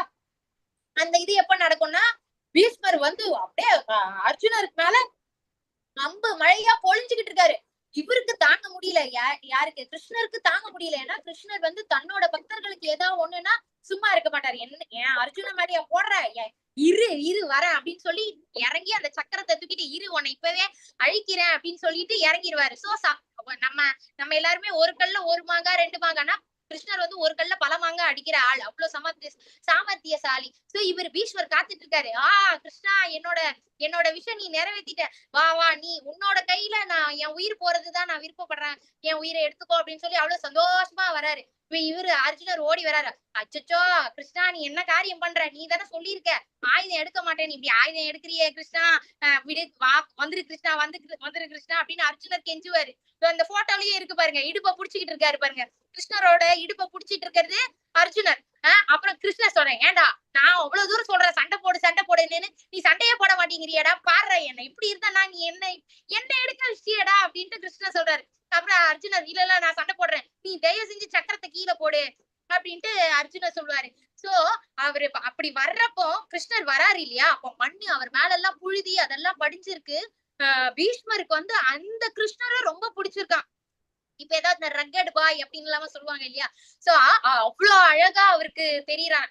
கிருஷ்ணர் ஜெனரலாவே அட்ராக்ஷன் தான் இல்லையா, நம்ம எல்லாருக்குமே பகவானை பிடிக்கும். சோ பீஷ்மருக்கு அச்சோ எவ்வளவு அழகா இருக்க பகவானேன்னு அப்படியே ரசிச்சு பாத்துக்கிட்டு இருக்காராம். சோ இந்த விஷயங்கள் எல்லாமே எதுக்கு சொல்லப்பட்டிருக்குன்னா பக்தர்களுக்காக பகவான் எந்த எக்ஸ்ட்ரீம்க்கு வேணாலும் போவாரு அப்படின்னு. 9 வித பக்தி தொண்டில் ஈடுபடுவதே பிராயச்சித்தமாகும். அதாவது நவவித பக்தி இப்ப இவரு சொல்லியிருக்காரு இல்லையா, பிரகலாத மகாராஜர். ஸ்ரவணம், கீர்த்தனம், அர்ச்சனம், வந்தனம், தாசியம், சக்கியம், ஆத்ம நிவேதனம் அப்படின்ட்டு அந்த 9 வித பக்திய நம்ம மனித உடல்ல இருக்கிறப்பதான் நம்ம செய்ய முடியும். அதனால நம்ம மனுஷனா பிறந்திருக்கோம் அப்படின்னா, ஏன்னா ஏதோ ஒரு அனிமலால, ஒரு சிங்கத்தாலேயோ ஒரு யானையாலேயோ ஒரு பூனையாலேயோ நாயாலேயோ எல்லாம் இந்த நவவித பக்திய பண்ண முடியாது. அதனால ஒரு மனுஷனாலதான் பண்ண முடியும். சோ அந்த மனுஷ சரீரம் நமக்கு கொடுக்கப்பட்டிருக்குன்னா நம்ம கண்டிப்பா நவவித பக்தி பண்ணி கிருஷ்ண பக்தி பண்ணி கிருஷ்ணரோட உலகத்தை அடைஞ்சிடலாம், திரும்ப இந்த மெட்டீரியல் வேர்ல்டுக்கு வராம இருக்கலாம். தூய்மைப்படுத்திக் கொள்வதற்காக பற்பல சடங்குகள் செய்ய வேண்டிய தேவையில்லை. சோ நிறைய சடங்குகள் செஞ்சே அவனுக்கு வேதங்கள்ல நிறைய சடங்குகள் சொல்லப்பட்டிருக்கோம், எல்லாத்தையும் செஞ்சுதான் நம்ம வந்து பியூரிஃபைட் ஆகணும்னு இல்ல. இந்த மாதிரி இந்த நவவித பக்தி பண்ணி கிருஷ்ண பக்தி பண்ணியே நம்ம அந்த பலன்கள் எல்லாமே அடைச்சிடலாம். உண்மையாக வருத்தப்படுவான் வெகு விரைவில் அதாவது உண்மையாக வருத்தப்படுவான்றது யாரு சொல்றாங்கன்னா, அந்த ஒன்ஸ் கெட்ட செயல்கள் செஞ்சுட்டு இருக்காங்க இல்லையா அவங்க. ஏன்னா பீஷ்மருமே பாருங்க, கடைசி எல்லாம் முடிஞ்சிட்ட அப்புறம் பகவான் கிட்ட கேட்பாரு, நான் இப்படி தப்பா தப்பா அப்படின்ட்டு இவரு சொல்வாரு, கிருஷ்ண பகவான் சொல்வாரு. நான் வந்து பீஷ்மர் வந்து சொல்வாரு, நான் வந்து இந்த மாதிரி சபதம் எடுத்திருந்தேன், நான் தர்மம் காப்பாத்துறது தானே தர்மம் அப்படி இப்படின்ட்டு பேசுவாரு. அந்த அப்ப கிருஷ்ண பகவான் சொல்வாரு, அவங்க எப்ப அதர்ம பாதையை சூஸ் பண்ணிட்டாங்களோ நீ அப்பவே வெளியே வந்திருக்கணும். நீ அந்த அதர்மவாதிகளுக்கு அவங்க உப்ப சாப்பிட்டுட்டு நீ அதர்மத்து பக்கமே இருந்த, அது நீ செஞ்ச தப்பு. சோ நீ அந்த பண்ணிருக்க கூடாது அப்படின்ட்டு கிருஷ்ண பகவான் சொல்லுவாங்க. சோ ஒன்ஸ் நம்ம தப்பு செஞ்சிருந்தோம் அப்படின்னா அத வந்து பின்னாடி நம்ம கிருஷ்ண பக்தி பண்றப்போ கண்டிப்பா நம்ம வருத்தப்படுவோம். அத வருத்தப்படுற மாதிரி நம்ம அதாவது என்ன சொல்றது, புரிய வச்சிருவாரு பகவான். நம்ம தப்பு பண்ணி ஒன்ஸ் தப்பு பண்றப்ப நமக்கு அது தப்புன்னு தெரியல, அதுக்கப்புறம் லேட்டரா நம்ம அச்சோ ஆமா கரெக்ட் தான், தப்பு அன்னைக்கு பண்ணது தப்பு தான் அப்படின்ட்டு பகவான் வந்து நம்மள புரிய வச்சிருவாரு. நமக்கு வந்து அந்த விஷயம் நம்ம செஞ்சது தப்பு தான் அப்படின்ட்டு. சோ அதுக்கப்புறம் நமக்கு தப்பு தான் தெரிஞ்சிட்ட அப்புறம் நம்ம திரும்பவும் அதே தப்ப நம்ம செய்ய மாட்டோம் இல்லையா. சோ கிருஷ்ண பக்தி பண்றதுக்கான விஷயங்கள்லாம் செய்யறப்போ வெகு விரைவில் தூய்மை அடைந்து தர்மாத்மாவாக நிலை பெறுவான். ஓகேவா. ஒன்ஸ் தர்ம பாதையில வந்துட்டா மீண்டும் அதர்ம பாதையில எல்லாம் அவன் போக மாட்டான். கிருஷ்ணர் அர்ஜுனனிடம் எனது பக்தன் என்றும் அழிவதில்லை என்பதை தைரியமாக அறிவிப்பாயாக. அதுக்குதான் இந்த சம்பவம் நம்ம பார்த்தோம். பக்தி தொண்டின் பாதை எப்போதுமே வெற்றி அளிக்கும். இப்போ நம்ம நிறைய பேர் IAS IPS அப்புறம் இந்த மெடிக்கலுக்கு நீட் எழுதுறாங்க இல்லையா, அந்த பிள்ளைங்க எல்லாம் எவ்வளவு கஷ்டப்பட்டு ராத்திரி பகலுமா இருந்து படிச்சு எக்ஸாம் எழுதுறாங்க. அதுல நிறைய பேர் தோல்வி அடைஞ்சிடலாம். சில பேர் தோல்வி அடைஞ்சு அது சூசைட் வரைக்கும் எல்லாம் போறாங்க இல்லையா. சோ இது வந்து மெட்டீரியல் உலகத்துல. அதே இங்க நம்ம ஸ்பிரிச்சுவல் வேர்ல்டுல பார்த்தோம்னா நம்ம ஒரு முயற்சி செய்யறோம், அதுல ஏதாவது தோல்வி ஆச்சுனாலும் அது தோல்வியே கிடையாது. நம்ம ஒரு 5% பக்தி பண்ணியிருந்தாலும் இட் இஸ் கன்சிடர்ட் அஸ் வெற்றி தான். அந்த மாதிரிதான் பகவான் இங்க சொல்றாங்க. சோ இங்க தோல்வின்னு ஒண்ணு கிடையவே கிடையாது. நம்ம ஒன்ஸ் பக்தி தொண்டுக்குள்ள வர்ற வரைக்கும் தான் நம்ம செய்யறோம் அப்படின்னாலே கண்டிப்பா நம்ம பகவானோட இதுக்குள்ள வந்துடுறோம் அப்படின்னு தான் அர்த்தம். சோ அதனால வெற்றி தோல்வி அப்படின்னா எதுவுமே கிடையாது. பக்தி பாதையில சொல்றேன். தொடர்ந்து செய்யும் ஹரே கிருஷ்ண மகா மந்திரம் ஒரு பக்தரை விபத்து போன்ற வீழ்ச்சியிலிருந்தும் காப்பாற்றும். இதுவும் நம்ம வந்து ஏற்கனவே பார்த்தோம் இல்லையா. நம்ம 16 சுற்றுகள் நம்ம காலையிலே சொல்லிடுறோம். காலையில நம்ம பகவானோட மங்களார்த்திய பாக்குறோம். எதுக்கு நாங்க மங்களார்த்தி டெய்லியுமே லிங்க் போஸ்ட் பண்றோம் இல்லையா, எதுக்கு அப்படின்னா விஸ்வரூப தரிசனம் ஒரு கோயில போய் பார்த்தா என்ன பலன்கள் கிடைக்குமோ அது டிஜிட்டலா நமக்கு கிடைக்குது. பகவான் கிருஷ்ணர் ராதையோட அலங்காரத்தை பாக்குறோம், அவங்க மங்களார்த்தி காமிக்கிறாங்க, துளசி ஆரத்தி காமிக்கிறாங்க, அப்புறம் நரசிம்ம சுவாமி அவங்களோடதான் நம்ம பாடுறோம். அவங்க கூட எல்லாம் சேர்ந்து உங்களால முடிஞ்சதுன்னா தனியா மத்தவங்களுக்கு எல்லாம் தொந்தரவா இருக்கு அப்படின்னு நீங்க நினைச்சீங்கன்னா தனியா வந்துருங்க. தனியா வந்துட்டு நீங்க குளிச்சிருக்கணும்னு எல்லாம் கூட இல்ல, அது போக போக நீங்க குளிச்சுக்கிட்டு பாக்குறீங்கன்னா ரொம்ப சூப்பரு. இல்ல நான் எதுவுமே நாங்க எல்லாருமே ஆரம்ப நிலை பக்தர்களுக்காக கொடுக்குற டிப்ஸ் தான். நீங்க எந்திரிக்கிறீங்க, ஜஸ்ட் ஃபேஸ் வாஷ் பண்ணிட்டு முடிஞ்சதுன்னா பிரஷ் பண்ணிட்டு பாக்கலாம். இல்லன்னா அது கூட வேணாங்க, ஜஸ்ட் நீங்க லாகின் பண்ணிருங்க, லிங்க கிளிக் பண்ணி அப்படியே பாருங்க. அப்படியே பார்த்தா கூட போதும், பகவானோட அருள் கண்டிப்பா உங்களுக்கு உண்டு. ஓகேங்களா. நம்ம பகவான ஃபர்ஸ்ட் ஏர்லி மார்னிங்ல ஃபர்ஸ்ட் நம்ம பகவான பாத்துட்டோம்னா அந்த டே ஃபுல்லாவே கண்டிப்பா பகவான் பாத்துக்குவார். இந்த குழந்தை என்ன பாத்துச்சு, சோ இவனோட இதை நான் பாத்துக்கிறேன், இவனுக்கு நல்லது மட்டும்தான் நடக்கும். ஏதோ ஒரு சின்ன கெடுதல் நடக்குது அப்படின்னாலும் பெருசா வர வேண்டியது அது வராம சாமி வந்து சின்னதான் நம்ம கொடுக்குறாரு, அவ்வளவுதான். சோ நம்ம வந்து இந்த விஷயங்களை நம்ம மேக்சிமம் யாரெல்லாம் முடியுமோ தயவு செஞ்சு மங்களார்த்தி பாருங்க. ஓகேங்களா. அதே மாதிரி ஹரே கிருஷ்ண மகா மந்திரமும் நமக்கு கண்டிப்பா ஒரு ப்ரொடெக்டிவ் கவரிங் மாதிரி ஆயிடும். நம்ம சொல்ற நாம ஜபம் நம்ம கேக்குறோம், நம்ம வந்து நம்ம ஹரே கிருஷ்ண கிருஷ்ண கிருஷ்ண ஹரே ஹரே, ஹரே ராம ராம ராம ஹரே ஹரே நம்ம சொல்றது நம்ம காதுக்கே கேக்குது இல்லைங்களா. அப்புறம் நம்ம கைகள் வந்து ஜபமாலைய டச் பண்ணிக்கிட்டு இருக்கு. சோ இது எல்லாமே அந்த நவவீன பக்தியில எல்லாமே கொஞ்சம் கொஞ்சமா வந்துருது. இந்த கீர்த்தனம் பாடுறோம், கேக்குறோம், சிரவணம் கேக்குறோம், அதுக்கப்புறம் சாமியோட அந்த மாலையை தொடரும். இந்த பண்ண நமக்கு பியூரிபிகேஷன் பிளஸ் நமக்கு ப்ரொடெக்ஷனா இது வந்து இருக்கும். அதுக்குதான் நீங்க வந்து டெய்லி 16 சுற்றுகள் செய்யுங்கன்னு சொல்றதுக்கு காரணம் அதுதான். நம்ம வந்து எந்த ஒரு தவறான பாதையில போயிடக்கூடாது, எதுவும் கெட்ட விஷயங்கள் நடக்காம நம்மள நாம பாதுகாத்துக்கிறதுக்கு தான் இது எல்லா விஷயங்களுமே. பிளஸ் கிருஷ்ணரோட ஸ்மரணையில இருக்கிறதுக்கு கிருஷ்ண பக்தி பண்ணணும்னா ஜஸ்ட் லைக் தட்லாம் பண்ணிட முடியாது. நமக்கு முதல்ல இன்ட்ரெஸ்ட் இருக்கணும். சோ எல்லாமே ப்ராப்பரா ஒண்ணா இங்க எல்லாமே கத்து கொடுக்கப்படும். அதை ஜஸ்ட் நீங்க ஃபாலோ பண்ணிட்டாலே போதும். மாதாஜி 30 செகண்ட் ஸ்லோகம் மாதாஜி. சுபஸ்ரீ ஹரே கிருஷ்ணா. மாதாஜி ஹரே கிருஷ்ணா மாதாஜி. வாசிங்க. மாம் ஹி பாத்தவ்யவாஸ்ரத்ய ये विषयोपाभयोनयः ஸ்ரீயோ வைஷ்யாஸ்ததா சூத்ராஸ்த தேபி யாந்தி பராம் கதீம். பிருதாவின் மகனே, பெண்கள், வைஷ்யர்கள், சூத்திரர்கள் என கீழ்குலத்தை சார்ந்தவர்கள் யாராக இருந்தாலும் என்னிடம் சரணடைவார்கள், பரமகதியை அடைய முடியும். ஹரே கிருஷ்ணா மாதாஜி. தேங்க்யூ மாதாஜி. சோ இங்க வந்து பகவான் வந்து இவங்க எல்லாரும் கீழ் குலத்தை சார்ந்தவர்கள் அப்படின்ட்டுலாம், அதனால நீங்க தப்பா எல்லாம் நினைக்காதீங்க. ஏன் அப்படி சொல்றாங்க அப்படின்னா, இவங்க எல்லாரையுமே ஈஸியா ஏமாத்திட முடியும். பெண்களை வந்து ஈஸியா ஏன்னா அவங்க எமோஷனலி ரொம்ப வீக் இல்லையா, அதனால அவங்களை ஈஸியா ஏமாத்திடலாம். சோ அதனாலதான் பகவான் அவங்க எவ்வளவு ஒரு வீக்கரான ஒரு மைண்ட் இருந்தாலும் சரி, அவங்களையும் நான் காப்பாத்துவேன். அதனால இந்த பக்திக்கு வந்து கிருஷ்ண பக்தர்களா இருக்கிறதுக்கு இதுதான் தகுதி அப்படிலாம் எதுவுமே இல்லை. யாரா இருந்தாலும் என்கிட்ட சரணடைஞ்சிட்டாங்க அப்படின்னா நான் அவங்கள பாத்துக்குவேன், நான் அவங்கள டேக் கேர் பண்ணிக்குவேன் அப்படின்ட்டுதான் பகவான் இங்க சொல்றாங்க. மாதாஜி 33 ஸ்லோகம் மாதாஜி. ஹேமா மாலினி மாதாஜி வாசிக்கிறீங்களா? ஹரே கிருஷ்ணா மாதாஜி. வாசிங்க மாதாஜி எல்லாரும். ஹரே கிருஷ்ணா. கோமதி நாராயணன் பிரபுஜி வாசிக்கிறீங்களா? ஹரே கிருஷ்ணா. கிம் வாசிங்க. புனः புண்ணியா படித்தா ராஜஸ்ரயஸ்ததா அநித்யமசுகம் லோகமிமம் பிராப்ய ஜஸ்வயாமாம். ஹரே கிருஷ்ண மாதாஜி. மாதாஜி டிரான்ஸ்லேஷன் படிச்சிருக்கீங்க? ஸ்கிரீன்ல தெரியுது பாருங்க, அதை பார்த்தே படிங்க. இவ்வாறு இருக்க புண்ணியமான பிராமணர்கள், பக்தர்கள் மற்றும் புனிதமான அரசர்களை பற்றி சொல்வதற்கு என்ன உள்ளது? எனவே துன்பம் வாய்ந்த இந்த தற்காலிக உலகை அடைந்த நீ எனது அன்பு தொண்டில் ஈடுபடுவாயாக. ஹரே கிருஷ்ண மாதாஜி. தேங்க்யூ மாதாஜி. அதாவது போன ஸ்லோகத்துல பாத்தீங்கன்னா இந்த வைசியர்கள்ன்றது யாருன்னா பிசினஸ். ஏன்னா பகவான் வந்து 4ஆ பிரிச்சாங்க.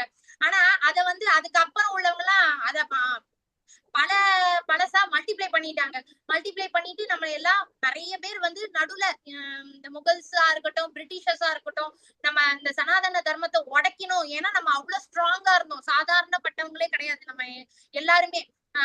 சோ பகவான் வந்து 4ஆ பிரிச்சிருந்தாங்க. அந்த 4ஆ பிரிச்சதுமே ஒருத்தருக்கு இந்த வேலைன்னு அலாட் பண்ணிட்டாங்க பகவான். இப்ப பிராமணர்கள் வந்து கோயில்ல பூஜைகள் எல்லாம் செய்யறது எல்லாராலையும் எல்லா வேலையும் பார்க்க முடியாது. அதனால பகவான் வந்து பிராமணர்கள் இந்த வேலையை செய்யுங்க. அடுத்தது வைசியர்கள் யாருன்னா பிசினஸ் எல்லாம் பண்றவங்க. இப்போ அந்த காலத்துல பண்டமாற்று முறைதான் இல்லையா, சோ அவங்க எல்லாம் வந்து இந்த வயல் எல்லாம் செஞ்சு அந்த நெல்லு தானியம் அதெல்லாம். சோ இந்த 4 பேருமே ஒருத்தருக்கு ஒருத்தர் இன்டர் டிபெண்டா இருக்கிறவங்க.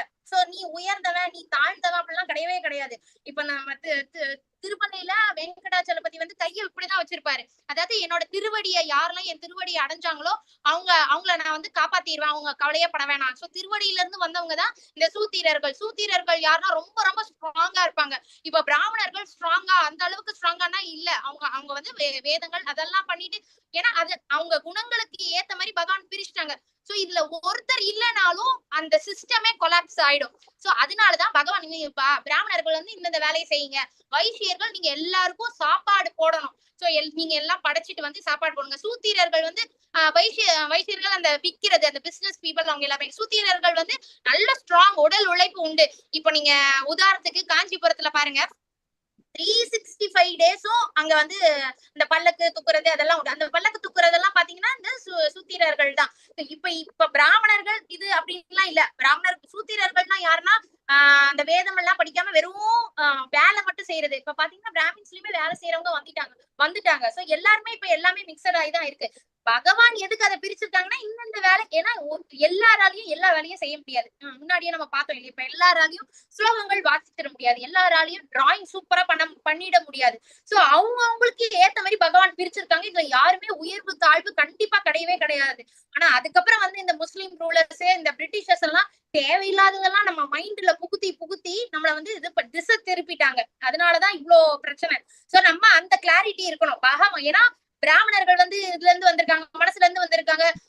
இவருங்க வைசியர்கள் வந்து எல்லாமே பகவான், நம்ம எல்லாமே பகவானோட பார்ட்ஸ் அண்ட் பார்சல். அவரோட உடம்புல இருந்து காலுக்கு வந்து இது கிடையாது, தலைக்கு மட்டும்தான் இம்பார்ட்டன்ஸ் அப்படிலாம் இல்லையா. நம்ம எல்லாருமே ஒண்ணுதான், எல்லாருமே சமம் தான். அந்த ஒரு அந்த ஒரு கிளாரிட்டி நம்ம மைண்ட்ல இருக்கணும். சோ இந்த மாதிரி இவங்க எல்லாருக்குமே நான் வந்து அவங்க என்ன ரீச் பண்ணலாம் நான் சொல்றப்போ, இப்ப அந்த காலத்துல அரசர்கள் எல்லாம் பாத்தீங்கன்னா இப்ப கூட கேரளால அனந்த பத்மநாப சுவாமி கோயில வந்து அந்த காலத்து மகாராஜாக்கள் வந்து வழி வழியா அவங்களோட அந்த அந்த நாட்டு கிங்ஸ் எல்லாம் எப்படி இருப்பாங்கன்னா அவங்க கிட்ட இருக்கிற அவ்வளவு பொக்கிஷங்களையும் கோயில் கட்டுறதுக்காகத்தான் இது பண்ணிருப்பாங்க. அந்த அளவுக்கு இப்போ உள்ள ராஜாக்கள் அப்படி எல்லாம் இல்ல. ஆனா அந்த காலத்துல அப்படி இருந்தாங்க. சோ அதனால கீழ்நிலையில இருக்கிற இந்த மாதிரியான பக்தர்களையே நான் விட மாட்டேன். நான் அவங்கள நல்ல கதி தான் கொடுப்பேன். அப்படி இருக்கிறப்போ பிராமணர்கள் வந்து டெய்லியும் சாமியை தொட்டு அபிஷேகம் பண்றாங்க, பூஜை பண்றாங்க. அந்த பாக்கியம் அவங்களுக்கு இருக்கு. பக்தர்கள் நம்ம எல்லாருமே பக்தர்கள், சதா சர்வதா சாமியை நினைச்சுக்கிட்டு இருக்கோம். அதுக்கப்புறம் புனிதமான அரசர்கள் அவங்களோட இது ஃபுல் அண்ட் ஃபுல் எல்லாத்தையும் அப்படியே பகவானுக்காக. இப்ப ராஜராஜ சோழன் அவ்வளவு பெரிய நம்ம சிவபெருமான எவ்வளவு பெரிய சிவலிங்கம் கோயில்கள்லாம் இன்னுமே நமக்கு வந்து வியந்து பாக்குற அளவுக்கு இருக்கு. அவ்வளவு பல்லாயிரக்கணக்கான வருஷத்துக்கு முன்னாடி கட்டியிருக்காங்க. அனந்த பத்மநாப சுவாமி அந்த கோயில வந்து அந்த ராஜாக்கள் தான் இது பண்ணிட்டு இருக்காங்க. இன்னுமே அவங்கள வந்து என்ன அட்ரஸ் பண்ணிப்பாங்கன்னா பத்மநாபதாசர்கள் அப்படின்னு தான். ஏன்னா நாங்க பத்மநாபருக்கு சேவை செய்யறதுக்காக தான் நாங்க இருக்கோம் அப்படின்ட்டு இருந்தாங்க அந்த மைண்ட் செட்டோட. சோ நான் கீழே இருக்கிற அந்த மக்களையே நான் விட மாட்டேன். அவங்களுக்கு நல்ல கதி கொடுப்பேன். அப்படி இருக்கிறப்ப பக்தர்களை நான் விடுவேனா கண்டிப்பா நான் அவங்களை காப்பாத்துவேன் அப்படின்றதுதான் பகவான் அர்ஜுனர் கிட்ட சொல்றாரு. எனவே துன்பம் வாய்ந்த இந்த தற்காலிக உலகை, இந்த மெட்டீரியல் வேர்ல்டு தற்காலிகமான நம்ம துன்பம், இன்பமும் சரி துன்பமும் சரி பெர்மனன்ட் கிடையாது. டெம்பரரி, கொஞ்சம் வரும் போகும். ஆனா கண்டிப்பா வந்துதான் ஆகும், வராமல்லாம் இருக்காது இல்லையா? சோ இது தற்காலிகமானது. அதனால நீ அதெல்லாம் பத்தி சிந்திச்சுக்கிட்டு இருக்காத. துன்பம் வருதா அதையே சிந்திச்சுக்கிட்டு இருக்காத. அடுத்த ஆள இன்பமும் வரும் உனக்கு. அதனால நித்தியமா ஆனா நீ எப்போதும் என்னோட அன்பு தொண்டுல ஈடுபட்டுக்கிட்டே இரு, வேற எதை பத்தியும் நீ நினைக்காத அப்படின்ட்டு பகவானிங்க சொல்றாங்க. அடுத்தது இங்க பாத்தீங்கன்னா புரி ஜெகநாதர் இங்க பாத்தீங்கன்னா யார் இது ஒரு எக்ஸாம்பிளுக்கு சொல்றாங்க. யார் வேண்டுமானாலும் பரம இலக்கை அடையலாம். பக்திக்கு எந்த தகுதியும் தேவையில்லை, பக்திக்கு எந்த ஒரு வேறுபாடும் இல்லை. இந்த இப்ப பாருங்க நாளைக்கு இந்த நம்ம இஸ்கான் பெங்களூர்லயும் பாத்தீங்கன்னா ரத யாத்திரை நாளைக்கு நடக்குது. அதை பத்தியும் கொஞ்சம் விஷயம் இப்ப நம்ம எண்ட் ஆஃப் த கிளாஸ்ல நம்ம பார்க்கலாம். புரி ஜெகநாதர் கிட்ட ஒருத்தர் வந்து ரொம்ப ரொம்ப அன்பு அவருக்கு. அவர் என்ன பண்ணுவாரா, அவர் வீட்டுல மரங்கள், தேங்காய், தென்னந்தோப்பு அந்த மாதிரி எல்லாம் வச்சிருக்காரு. எப்பவுமே ஃபர்ஸ்ட் இருக்கிறது எல்லாமே கொண்டு ஜெகநாத சுவாமிக்கு ஆஃபர் பண்ணிடுவாரு. அப்ப வந்து ஒரு தடவை என்னாச்சுன்னா அவர் போறாரு கோயிலுக்கு. போறப்போ அவரை வழிமறைக்கிறாங்க சில திருடங்கள்லாம். கூடுறா தேங்காய் எங்களுக்கு கூடுறா அப்படின்ட்டு இது பண்றாரு. அப்ப இவர் சொல்றாரு, நீங்க எடுத்துக்கங்க, ஆனா நான் ஃபர்ஸ்ட் இது நான் ஃபர்ஸ்ட் உள்ள தேங்காய பகவானுக்கு தான் நான் ஆஃபர் பண்ணுவேன், அதனால என்ன வழி விட்டுருங்க அப்படின்ட்டு அவரு சொல்றாரு. ஆனாலும் கேட்காம அவங்க வந்து ஆமா உன் தேங்காய்க்கு என்ன பெரிய கொம்பா முளைச்சிருக்கு அந்த மாதிரி ஏதோ சொல்லுவாங்க. அப்ப பாத்தீங்கன்னா நிஜமாலே கொம்பு முளைக்கும் அந்த தேங்காய்க்கு. அந்த தேங்காய் கூட இன்னும் கூட ப்ரிசர்வ் பண்ணி வச்சிருக்காங்க. சோ அதனால இன்னைக்கு கூட அது நடக்குது. அவர் வந்து தீண்டத்தகாத அந்த காலத்துல பாத்தீங்கன்னா நிறைய பேரை தீண்டத்தகாதவங்க அப்படின்லாம் பிரிச்சு எல்லாம் வச்சாங்க. நீங்க இவங்கெல்லாம் கோயிலுக்குள்ள வரக்கூடாது அந்த மாதிரிலாம். அதுக்கப்புறம் அப்புறம் எல்லாம் சங்கரர் வந்து ராமானுஜர் வந்து அவங்க எல்லாம் சொல்லி இப்படி எல்லாம் பண்ணக்கூடாது அப்படிலாம் சொல்லிட்டு அப்புறம் தான் மக்கள் வந்து மாறினாங்க இல்லையா? சோ இவர் வந்து என்ன பண்ணுவாருன்னா வெளியே இருந்தே கோயிலுக்குள்ள போக மாட்டாரு. ஏன்னா இவரோட அந்த கேஸ்ட் வந்து ரொம்ப லோ கேஸ்ட்ன்ற அவர் அழுவாரு. பகவானே என்னால உன்னை பார்க்க முடியலையே சரின்ட்டு இங்க இருந்து வெளியே இருந்தே ஆஃபர் பண்ணுவாரு. அது அப்படியே மறைஞ்சு போயிடும். ஏன்னா ஜெகநாதர் அத இது பண்ணிக்குவாரு, அக்செப்ட் பண்ணிக்குவாரு. இது வந்து ஒரு நாள் என்ன ஆச்சுன்னா ஒரு பிராமணர் உள்ள அந்த கோயிலுக்குள்ள போறாரு. கோயிலுக்குள்ள போற அந்த பிராமணர் கிட்ட இவர் கொடுத்துடுறாரு, இந்த மாதிரி நீங்க இன்னைக்கு ஆஃபர் பண்ணிடுங்க, உள்ள ஜெகநாதனுக்கு ஆஃபர் பண்ணிடுங்க அப்படின்ட்டு. அப்போ உள்ள போயிட்டு அந்த பிராமணரும் இந்த ஆள் வந்து சொல்லி அனுப்புவாரு, நீங்க ஜஸ்ட் மேல காமிச்சிக்கனாலே ஜெகநாதன் எடுத்துக்குவான் அப்படின்ட்டு. அந்த பிராமணருக்கு அவ்வளவா நம்பிக்கை இல்ல. ஆனா உள்ள போயிட்டு ஜெகநாதா அந்த ஆள் பேரு எனக்கு, அந்த பக்தரோட பேரு எனக்கு ஞாபகம் வரல, அந்த பக்தர் பேரு நான் உங்களுக்கு கேட்டு இது பண்ணிட்டு படிச்சுட்டு வந்து சொல்றேன். இந்த பக்தன் கொடுத்தா அவனுக்கு தேங்காய், இந்தா ஜெகநாதா அப்படின்னு சொன்னாலும் காணாம போயிது. ஜெகநாதர் வந்து கையால வாங்குறாரு. அப்பந்தான் அந்த பிராமணருக்கு இதாகுது, நம்ம எப்பேற்பட்ட பக்தனா இருக்கிறான் அப்படின்ட்டு. இதே ஸ்டோரி தான், ஸ்டோரி இல்ல நிஜமாலே நடந்தது. திருப்பானாழ்வாரோட கதையும் எல்லாருக்கும் தெரிஞ்சிருக்கும் இல்லையா? அவரும் வந்து என்ன மாதாஜி மாரிநேர் நம்பி, புரியல மாதாஜி என்ன சொல்றீங்க? அந்த பக்தர் பேரு மாரிநேர் நம்பி இல்ல? அப்படிங்களா? தெரியல மாதாஜி, இருக்கலாம் மேபி. இது திருப்பாணாழ்வாரும் அப்படிதான். அவரு வந்து வெளிய இருந்தே பாடிக்கிட்டே இருப்பாரு. அப்புறம் ரங்கநாத பெருமாள் வந்து அந்த பூஜை செய்யற அந்த பூஜாரி வந்து நீ தோல்ல தூக்கிட்டு வரணும். ஏன்னா அது ஒரு பெரிய கதை, நான் ஷார்ட்டா சொல்றேன். நீ தூக்கிட்டு வா, அவன் எப்பண்டா வருவான் நான் காத்துட்டு இருந்தேன். இவர் குளிச்சுக்கிட்டு இருப்பாரு அந்த காவேரியில. அந்த திருப்பாணாழ்வார் வந்து எங்கேயோ அவருக்கு முன்னாடி வந்து வேற பேரு, அவர் நல்ல பாட்டு பாடுவாரு. அரங்கநாத பெருமான போற்றி நல்ல பாட்டெல்லாம் பாடிக்கிட்டே வருவாரு. அந்த பாட்டுல பயந்து அவர் ஊர்ல இருந்து காவேரி வரைக்கும் வந்துட்டாரு. இங்க அரங்கநாத பெருமானுக்கு பூஜை செய்யற அந்த பூஜாரி இங்க குளிச்சுக்கிட்டு இருக்கிறாரு. யாரா இவன் இங்க வந்து இப்ப பாடிக்கிட்டு இருக்காரு, தள்ளி போடான்னு சொல்றாரு. அவர் காதுலயே விழல அந்த திருப்பாணாழ்வாருக்கு. அவர் பாடிக்கிட்டே இருக்காரு. இவர் என்ன பண்றாரு, ஒரு கல்லை எடுத்து போட்டு தள்ளி போடா, நானே அவசரமா பூஜைக்கு கிளம்பணும், நீ நடுவுல வந்து இப்படி பாட்டு பாடிக்கிட்டு இருக்கியே அப்படின்னு திட்டிட்டு போயிடுவாரு. பார்த்தா அங்க அரங்கநாத பெருமான் வந்து கதவை மூடிடுவாரு, கதவு திறக்க முடியாது. அப்புறம் பகவான் உள்ள இருந்து சொல்வாரு, நீ போய் திருப்பாணாழ்வார தோல்ல தூக்கிட்டு வா, அப்பந்தான் நான் வந்து கதவு திறப்பேன், அது வரைக்கும் நான் கதவு திறக்க மாட்டேன் அப்படின்ட்டுருவாரு. இவருக்கு தூக்கி வாரி போட்டுரும், அச்சோ நம்ம ஏதோ அபச்சாரம் பண்ணிட்டோமோ அப்படின்ட்டு. திரும்பவும் வராரு. திரும்பவும் பார்த்தா இவர் பாட்டு பாடிக்கிட்டு இருக்காரு. அப்ப அவர்கிட்ட போய் கேக்குறாரு, திருப்பாணாழ்வாருக்கு முன்னாடி வேற பேரு, ஓகேங்களா? அதுக்கப்புறம் தான் திருப்பாணாழ்வார்னு பேர் வருது. அப்ப அவர்கிட்ட போய் இந்த மாதிரி ரங்கநாத பெருமாள் வந்து உங்களை தூக்கிட்டு வர சொல்றாங்க, அச்சோ நான் வரக்கூடாதே சாமி, நான் வந்து அந்த படியை மிதிக்க கூடாதே சாமி அப்படின்ட்டு அவரு சொல்றாரு. அதுக்குதான் பகவான் வந்து உன்னை என் தோல்ல தூக்கிட்டு வர சொல்றாரு, நீ தயவு செஞ்சு வாப்பா அப்படின்னு சொல்லி தூக்கிட்டு வர்றாரு. தூக்கிட்டு வந்து அதுக்கப்புறம் அரங்கநாத பெருமான் கிட்ட விடுறாரு. அப்ப அரங்கநாத பெருமான் கதவு திறக்குது. இவங்க வந்து அவ்வளவு சந்தோஷமா பாட்டு பாடுறாங்க, திருப்பாணாழ்வார் பாடுறாங்க. உன் கண்ணு எவ்வளவு அழகா இருக்கு, அந்த இதெல்லாம் கூட உண்டு. எனக்கு இப்ப யாருக்கா தெரிஞ்சதுன்னா கூட அதை சொல்லலாம். அவ்வளவு அழகா இருக்கும் அந்த வேர்டிங்ஸ். இந்த பக்கத்துல பூஜை செய்யறாருல டெய்லியும், அவர் கூட யோசிக்கிறாரு, நம்ம கூட இப்படி எல்லாம் அரங்கநாத பெருமானை இந்த அளவுக்கு போற்றி பாடினது இல்லையே, இந்த இந்த இந்த மனுஷன் என்ன அழகா பாட்டு பாடுறாரு அப்படின்ட்டு அப்படியே பாத்துக்கிட்டு இருக்காரு. இவர் கண்ணு முன்னாடியே திருப்பாணாழ்வார் அப்படியே ஐக்கியம் ஆயிடுறாரு அரங்கநாத பெருமாள் கிட்ட. சோ அரங்கநாத பெருமாள் வந்து அவர் பிராமணர் இல்ல ஆக்சுவலா, யாரு, திருப்பாணாழ்வார். சோ சாமி எப்போதுமே கேஸ்ட் எல்லாம் பாக்குறதே கிடையாது, பக்தியை மட்டும்தான் பாக்குறாங்க. சோ நம்ம பாட்டுக்கு பக்தி செஞ்சுக்கிட்டே இருந்தாலே போதும், நமக்கு பகவான் வந்து பாத்துக்குவாரு. நமக்கு என்ன நிலை கொடுக்கணும் அப்படின்றது எல்லாமே பகவான் பாத்துப்பாங்க. யார் வேண்டுமானாலும் பரம இலக்கை அடையலாம். அதுக்குதான் இந்த ஸ்டோரினா நிஜமாலே நடந்தது. நீங்க வேணா திருப்பாணாழ்வார் போட்டு நீங்க பாருங்க, அந்த விஷயங்கள் எல்லாமே தெரியும். சோ யார் வேண்டுமானாலும் பரம இலக்கை அடையலாம். பரம இலக்குன்றது பகவானோட திருவடி. சோ அத நம்ம யார் வேணாலும் அடையலாம். இவங்கதான் அடைவாங்க, இவங்கெல்லாம் அடைய மாட்டாங்க அப்படிலாம் இல்லவே இல்லை. அனித்தியம் அசுகம் லோகம், அதாவது நம்ம இந்த 4 விதமான துன்பங்கள்ல இருந்து விடுபட்டுறலாம். நம்ம வந்து ஆன்மீக பாதையில நல்லபடியா கிருஷ்ண பக்தி பண்ணி கிருஷ்ணருக்கு திருப்திப்படுத்துற மாதிரியான செயல்கள்ல ஈடுபட்டு வந்தோம் அப்படின்னா இந்த மெட்டீரியல் வேர்ல்ட்ல திரும்பவும் நம்ம பிறவி எடுக்க மாட்டோம். பிறப்புன்னு ஒண்ணு இருந்தா தானே இந்த முதுமை வரும், நோய் வரும், இறப்பு வரும். இந்த 4த்தையும் நம்ம இந்த 4த்துல இருந்து கிரேட் எஸ்கேப் ஆயிரலாம். பக்திக்கு எந்த தகுதியும் தேவையில்லை, பக்திக்கு எந்த ஒரு வேறுபாடும் இல்லை. யாராச்சும் நீ எல்லாம் பண்ணக்கூடாது அப்படின்லாம் சொன்னாங்கன்னா அவங்கள பார்த்து சிரிச்சுட்டு நம்ம வந்துடலாம். ஏன்னா பகவான் வந்து எந்த ஒரு டிஃபரன்ஸும் பாக்குறது கிடையாது. அதுக்காக தான் நான் இந்த விஷயங்கள் இந்த கதைகள் எல்லாம் சொன்னேன். கதையெல்லாம் கதை இல்ல, நிஜமாலே நடந்தது. மாதாஜி லாஸ்ட் ஸ்லோகம் மாதாஜி. ஹரே கிருஷ்ணா. கோமதி நாராயணன் பிரபுஜி வாசிக்கிறீங்களா? ஹரே கிருஷ்ணா பிரபுஜி. இங்க வந்து கோமதி நாராயணன் பிரபுஜி கொஞ்சம் தப்பா இருக்கு, எல்லாருமே புக் வச்சுட்டு படிங்க. இந்த சாம்சங்ன்றவங்க ஒருத்தங்க இருக்கிறாங்க, அது யாருன்னு தெரியல மாதாஜி. அவங்களும் name and phone number chat பாக்ஸ்ல கொடுத்துருங்க. ஆனந்தி மாதாஜி வாசிக்கிறீங்களா? சாம்சங் உங்க பேரு வந்து நீங்க சொல்லிட்டாலும் சரிதான், அவங்க சொன்ன உடனே லெஃப்ட் ஆயிட்டாங்க. ஓகே, உங்க பேரு வந்து சொல்லுங்க மாதாஜி பிரபுஜி. ஓகே, நீங்க நம்ம 31st ஸ்லோகம் படிங்க. கோமதி நாராயணன் பிரபுஜி வாசிக்கிறாங்க மாதாஜி. ஹரே கிருஷ்ண மாதாஜி.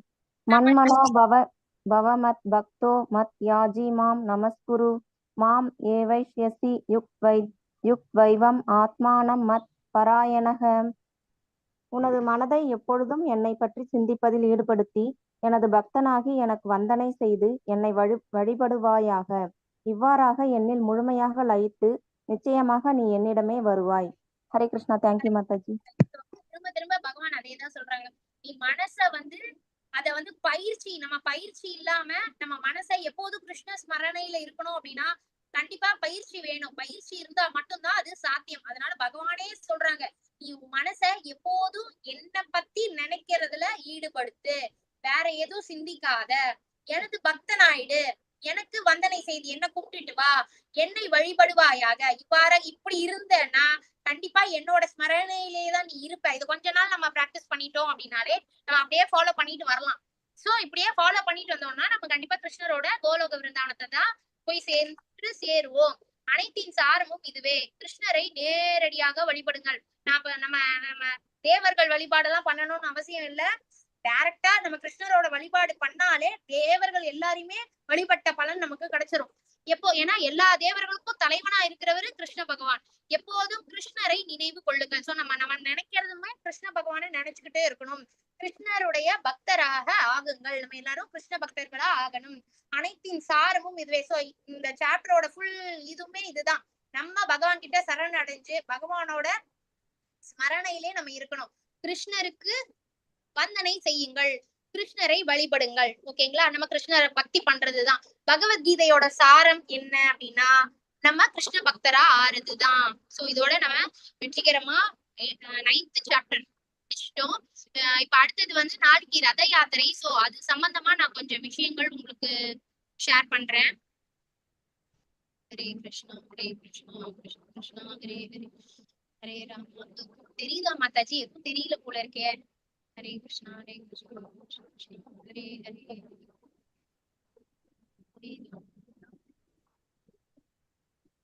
ஹரே கிருஷ்ணா ஹரே கிருஷ்ணா ஹரே ஹரே. ஹரே கிருஷ்ண மாதாஜி. சாம்சங் எஸ்எம் யாருன்னு உங்க மெசேஜ் பாக்ஸ்ல போட்டு விடுங்க உங்க நேம். இல்லைன்னா சொல்ல முடிஞ்சா சொல்லுங்க மாதாஜி. ஹரே கிருஷ்ணா பிரபுஜி. நேமும் போன் நம்பரும் சாட் பாக்ஸ்ல போடுங்க பிரபுஜி. இல்ல நீங்க வாயால கூட சொல்லலாம். யாருக்காவது உங்களுக்கு சொல்ல முடியல, டைப் பண்ண தெரியலன்னா நீங்க வாயால சொல்லலாம். ஓகே, நான் இப்ப ரத யாத்திரை பத்தி சொல்லிடுறேன். நம்ம இஸ்கான் பெங்களூர்ல பாத்தீங்கன்னா நாளைக்கு ரத யாத்திரை நடக்க போகுது. சோ அதுக்கான மெசேஜஸ் எல்லாமே ஏற்கனவே நம்ம போட்டிருக்கோம். இது எல்லாமே எப்படி வந்தது அப்படின்னா புரியில நடக்கும். எப்பவுமே வருஷம் ஜெகநாதரோட ரத யாத்திரை நடக்கும். இங்க பாத்தீங்கன்னா இன்னைக்கு பாத்தீங்கன்னா இந்த குண்டீச்சா மார்ஜன், அதாவது இந்த குண்டீச்சா மந்திர்னு அங்க இருக்கு புரியில. நம்ம புரி ஜெகநாத கோயில இருந்து கொஞ்சம் தூரம் இருக்கும். சோ அந்த ஜெகநாதர் கோயில்ல இருந்து பகவான் உள்ள இருக்கிற மூளை வரைய வெளியே வராங்க. யாரு? நம்ம கிருஷ்ண பகவான் ஜெகநாதர், அப்புறம் அவங்களோட பிரதர் பலராமர், அப்புறம் அவங்களோட சிஸ்டர் சுபத்ரா தேவி 3 பேருமே தனித்தனி தேர்கள்ல வருவாங்க. அததான் ரத யாத்திரை அப்படின்ட்டு சொல்லப்படுது. அந்த ரத யாத்திரை எங்க இருந்து எங்கன்னா ஜெகநாதரோட அந்த கோயில்ல இருந்து இந்த குண்டீச்சா மந்திர் அப்படின்னு சொல்லப்படுற அந்த இடம். அந்த போட்டோஸும் நான் வச்சிருக்கேன், அது காமிக்கிறேன். முதல்ல நான் அந்த கதைகளை சொல்லிடுறேன். சோ இதுதான் பாருங்க ஒருத்தரோட தேரு. இது பகவான் சைத்தன்ய மகாபிரபு. இது முந்தின நாள்லாம் என்ன பண்ணுவாங்க அப்படின்னா கொஞ்ச நாள் முன்னாடியே ரத யாத்திரை எப்ப நடக்குதோ, ஏன்னா சைத்தன்ய மகாபிரபு இப்ப லேட்டஸ்டா 500 years பிஃபோர் வந்தவங்க இல்லையா. அந்த புரி ஜெகநாதர் மேல அவ்வளோ ஒரு பிரேம பாவம் சைத்தன்ய மகாபிரபுக்கு. அப்ப அவங்களோட பக்தர்கள் எல்லாரையும் வச்சுக்கிட்டு சுத்தம் பண்ணுவாங்க. யாரு? சைத்தன்ய மகாபிரபு அந்த கோயில, ஜெகநாதரோட கோயிலும். அப்புறம் குண்டீச்சான்றது யாரு அப்படின்னா அவங்க ஒரு தேவி. ஒரு பெரிய கதை. அந்த அம்மாவோட இடம், அந்த இடத்துலதான் முதல்ல ஜெகநாதரோட அந்த பிறப்பு ஸ்தலம். இப்ப எப்படி நம்ம விருந்தாவன் அந்த ஜெயில் எல்லாம் உண்டு இல்லையா, அங்கதானே பகவான் கிருஷ்ணர் அவதரிச்சாரு. அதே மாதிரி இந்த ஜெகநாதர், பலபத்ர, சுபத்ரா தேவி இவங்கெல்லாம் ஃபர்ஸ்ட் வந்தது அந்த குண்டீச்சா மந்திர் தான். அது இன்னும் கூட இருக்கு. சரிங்களா? அந்த இடத்துலதான் அவங்க வந்தாங்க. இப்போ இன்னைக்கு, அதாவது ஆஷாட சுக்ல பிரதமை, ப்ரீவியஸ் டே ஆஃப் ரத யாத்திரைக்கு முந்தின நாள்ல நல்ல சுத்தம் எல்லாம் படுத்துவாங்க. Sri Krishna Chaitanya Mahaprabhu started this great service. என்ன பண்ணுவாங்க அப்படின்னா நல்லா சுத்தப்படுத்துவாங்க இந்த குண்டீச்சா பவனம். அதுதான் பர்த் பிளேஸ் ஆஃப் லார்ட் ஜெகநாதர். அந்த கதை எல்லாமே நாம பார்க்கலாம். Till now devotees are doing this in remembrance of Shri Krishna Chaitanya Mahaprabhu. So Krishna Chaitanya Mahaprabhu தான் இதை தொடங்கி வச்சாரு. இது எல்லாத்தையும் சுத்தப்படுத்தணும். இதே மாதிரி நம்ம இஸ்கான் பெங்களூர்லயும் பாத்தீங்கன்னா நிறைய பேர் போயிருக்காங்க சேவைகள் செய்யறதுக்கு தான். இப்ப அந்த ரதங்களை பத்தி நான் சொல்லிடுறேன். சோ 3 விதமான ரதங்கள் உண்டு. பகவான் ஜெகநாதர் இருக்காரு. இங்க போட்டோ உங்களுக்கு தெரியுதா அப்படின்றது எனக்கு தெரியல. இங்க வந்து புரி கஷேத்திரத்துல பாத்தீங்கன்னா இப்ப எந்த கோயில்லயும் மூலவர் வந்து வரமாட்டாங்க. ஆனா இங்க புரி கஷேத்திரத்துல மட்டும்தான் அந்த சிறப்பு. மூலவரா இருக்கிற ஜெகநாத சுவாமியே அந்த ரதத்துல கொண்டு வந்து உட்கார வச்சிருவாங்க. சோ ஒரு ரதத்துக்கும் 3 ரதம் இருக்கு. இத பாத்தீங்கன்னா இங்க தெரியுதுங்களா, கோயில் தெரியுதுங்களா, புரி ஜெகநாத கஷேத்திரம் இதுதான். சோ 3 தேர்கள் இருக்கும். பகவான் ஜெகநாதரோட தேர் வந்து கருட துவஜ அப்படின்னு சொல்லப்படுது. அந்த தேர்கள் வந்து ஃபுல் அண்ட் ஃபுல் பாத்தீங்கன்னா மரத்தால செஞ்சிருப்பாங்க. அதுல வந்து ஆணிகள் கூட கிடையாது. அந்த ஆணிகள் கூட மரத்தால செஞ்சிருப்பாங்க. இந்த குதிரைகள் எல்லாம் பாக்குறீங்க இல்லையா, இது எல்லாமே மரத்தால செஞ்சிருப்பாங்க. ஹைட் இந்த 3 தேர்களுக்கும் ஹைட் வேறுபடும். அதுக்கப்புறம் இந்த லென்த் பிரெத் எல்லாமே போட்டிருக்காங்க பாருங்க. இந்த கலர், இந்த மேல போத்திருக்காங்க பாத்தீங்களா, அந்த துணி, அதோட கலர் எல்லாமே மாறும். வருஷம் இத செய்யவும் செய்யறாங்க. புதுசா தேர் செய்வாங்க. ஹைட் பாத்தீங்கன்னா இப்ப ஜெகநாதரோட தேர் பாத்தீங்கன்னா 44 feet 2 inches இருக்கு. அப்புறம் லென்த் அண்ட் பிரெத் கொடுத்திருக்காங்க. அந்த எந்த துணி இருக்குன்னா ரெட் அண்ட் எல்லோ கலர்ல இருக்கும் துணி. பகவானோட தேரை வந்து கவர் பண்ணிருக்கிற துணி. அப்புறம் அந்த குதிரைகளோட கலர்ஸ் பாத்தீங்கன்னா ஒயிட் கலர், வெள்ளை கலர்ல இருக்கும். அப்புறம் மொத்தமா எத்தனை சக்கரம் இருக்கும்னா 16 சக்கரம் இருக்கும். அதுக்கப்புறம் உட்டன் பீசஸ் எல்லாமே உட்ல தான் செஞ்சிருப்பாங்க. அது 832 பீசஸ் வச்சு செஞ்சிருக்காங்க. இது எல்லாமே அந்த காலத்துல இருந்து இந்த காலம் வரைக்கும் இதுதான். ஆணி எதுவுமே யூஸ் பண்ண மாட்டாங்க. ஃபுல் அண்ட் ஃபுல் உட்ல தான். அப்புறம் என்னென்ன தேவர்கள்லாம் இருப்பாங்க அப்படின்னா வராகர், கோவர்தனர், கோபி கிருஷ்ணர், நரசிம்மர், அப்புறம் ராமர், திரிவிக்ரம, ஹனுமான், ருத்ரர், இவங்க எல்லாருமே இந்த தேர்ல வந்து இருப்பாங்க. அதுக்கப்புறம் இந்த ரதத்தை ஓட்டுற சாரதி யாருன்னா தாருகன் அப்படின்னு சொல்லப்படுது. இது வந்து ஃபுல்லா இப்ப நம்ம பார்த்தது ஜெகநாதரோட ரதம். அடுத்தது சுபத்ரா தேவி. இந்த சுபத்ரா தேவி யாருன்னா கிருஷ்ண பகவானோட தங்கை. பாருங்க, தெரியுதுங்களா? சோ இவங்க 3 பேரும் தான் இந்த கஷேத்திரத்திலயும் இருப்பாங்க.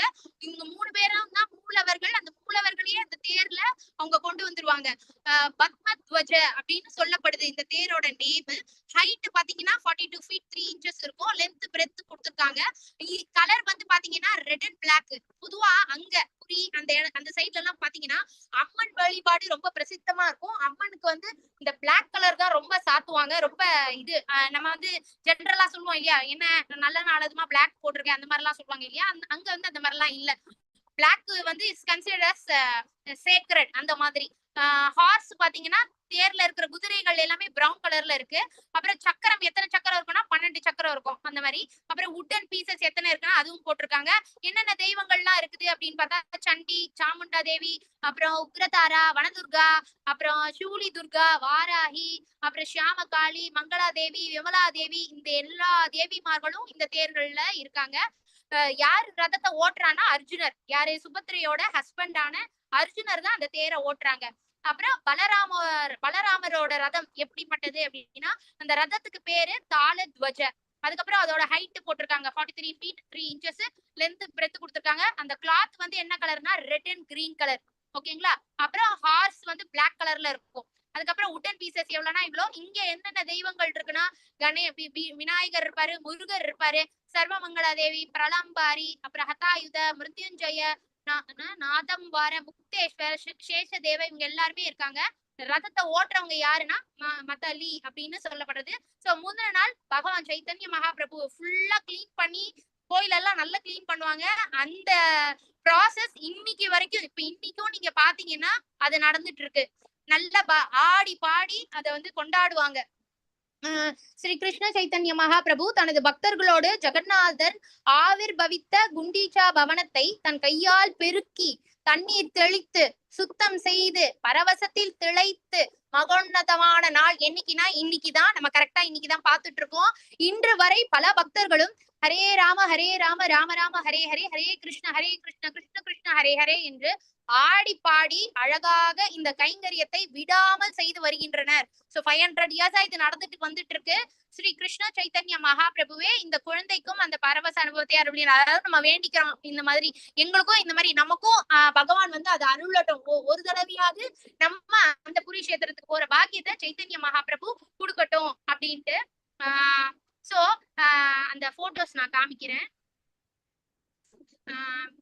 ஒரு நிமிஷம். சோ என்னன்னா நாளைக்கு அந்த ரத யாத்திரை இல்லையா, இந்த ரத யாத்திரை அப்போ அதுக்கு முதல் நாள் இதெல்லாமே சுத்தப்படுத்துவாங்க. அந்த தேர் எல்லாத்தையும் பாத்தீங்கன்னா இழுத்துட்டு வருவாங்க. நிமிஷம். ஹரே கிருஷ்ணா ஹரே கிருஷ்ணா ஹரே ஹரே ஹரே ராம் ஹரே கிருஷ்ணா கிருஷ்ண கிருஷ்ணா ஹரே ஹரே ஹரே ராம் ஹரே ராம் ராம் ஹரே ஹரே. சோ இந்த ரத யாத்திரை எல்லாருமே லைவா டிவிலயுமே போடுவாங்க, நீங்க பாக்கலாம். நல்லா பாக்குறதே நமக்கு பெரிய பாக்கியம். அங்க நம்மளால லிட்டரலா நேரா போக முடியலனாலும் நம்ம வந்து அட்லீஸ்ட் டிவிலயாவது நம்ம பாக்கலாம். சோ புரியல இது நடக்கிறதுனாலதான் அத வந்து அதே மாதிரி நம்ம எல்லா இஸ்கான்லயும் பாத்தீங்கன்னா அது அந்த சம்பிரதாயத்தை கடைபிடிச்சிட்டு வராங்க.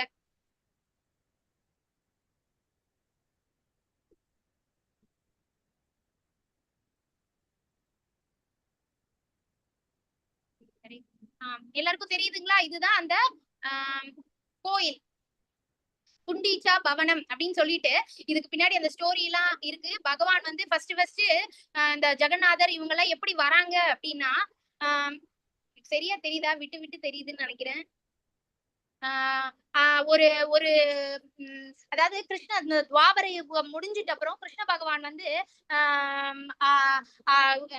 என்ன சொல்றதுன்னா அவங்க இந்த உலகத்தை விட்டு போறப்போ அவங்களோட ஹார்ட் மட்டும் துடிச்சுக்கிட்டே இருக்கிறதாவும் சில பேர் வந்து அப்படி சொல்லி அது வந்து இந்த ஜெகநாத கஷேத்திரத்தை பகவான் வந்து இங்க நான் இருக்கணும் அப்படின்னு அந்த பிளேஸ செலக்ட் பண்ணிட்டு ஒரு மரக்கட்டையா மிதந்துட்டு வருது.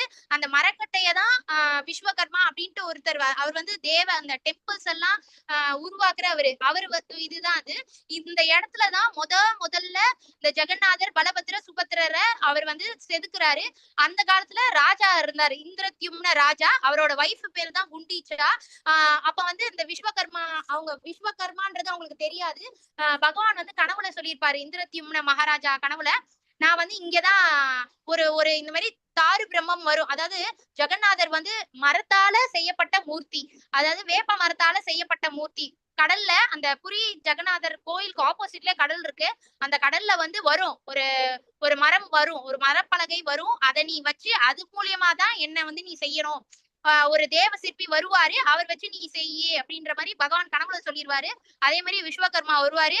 இந்த இடம் தான் அது, அந்த விஸ்வகர்மாக்கு கொடுத்த இடம் தான் இது. இந்த இடத்துல அவர் சொல்லுவாரு, நான் கதவை சாத்திட்டு நான் பாட்டுக்கு வேலை பண்ணுவேன், யாரும் என்ன டிஸ்டர்ப் பண்ணக்கூடாது அப்படின்ட்டு அவர் சொல்லுவாரு. இந்த ராஜாவும் ராணியும் டெய்லி கதவு கிட்ட காது வச்சு கேட்பாங்க. சத்தம், உளி தட்டுற சத்தம் அது எல்லாமே கேட்கும்.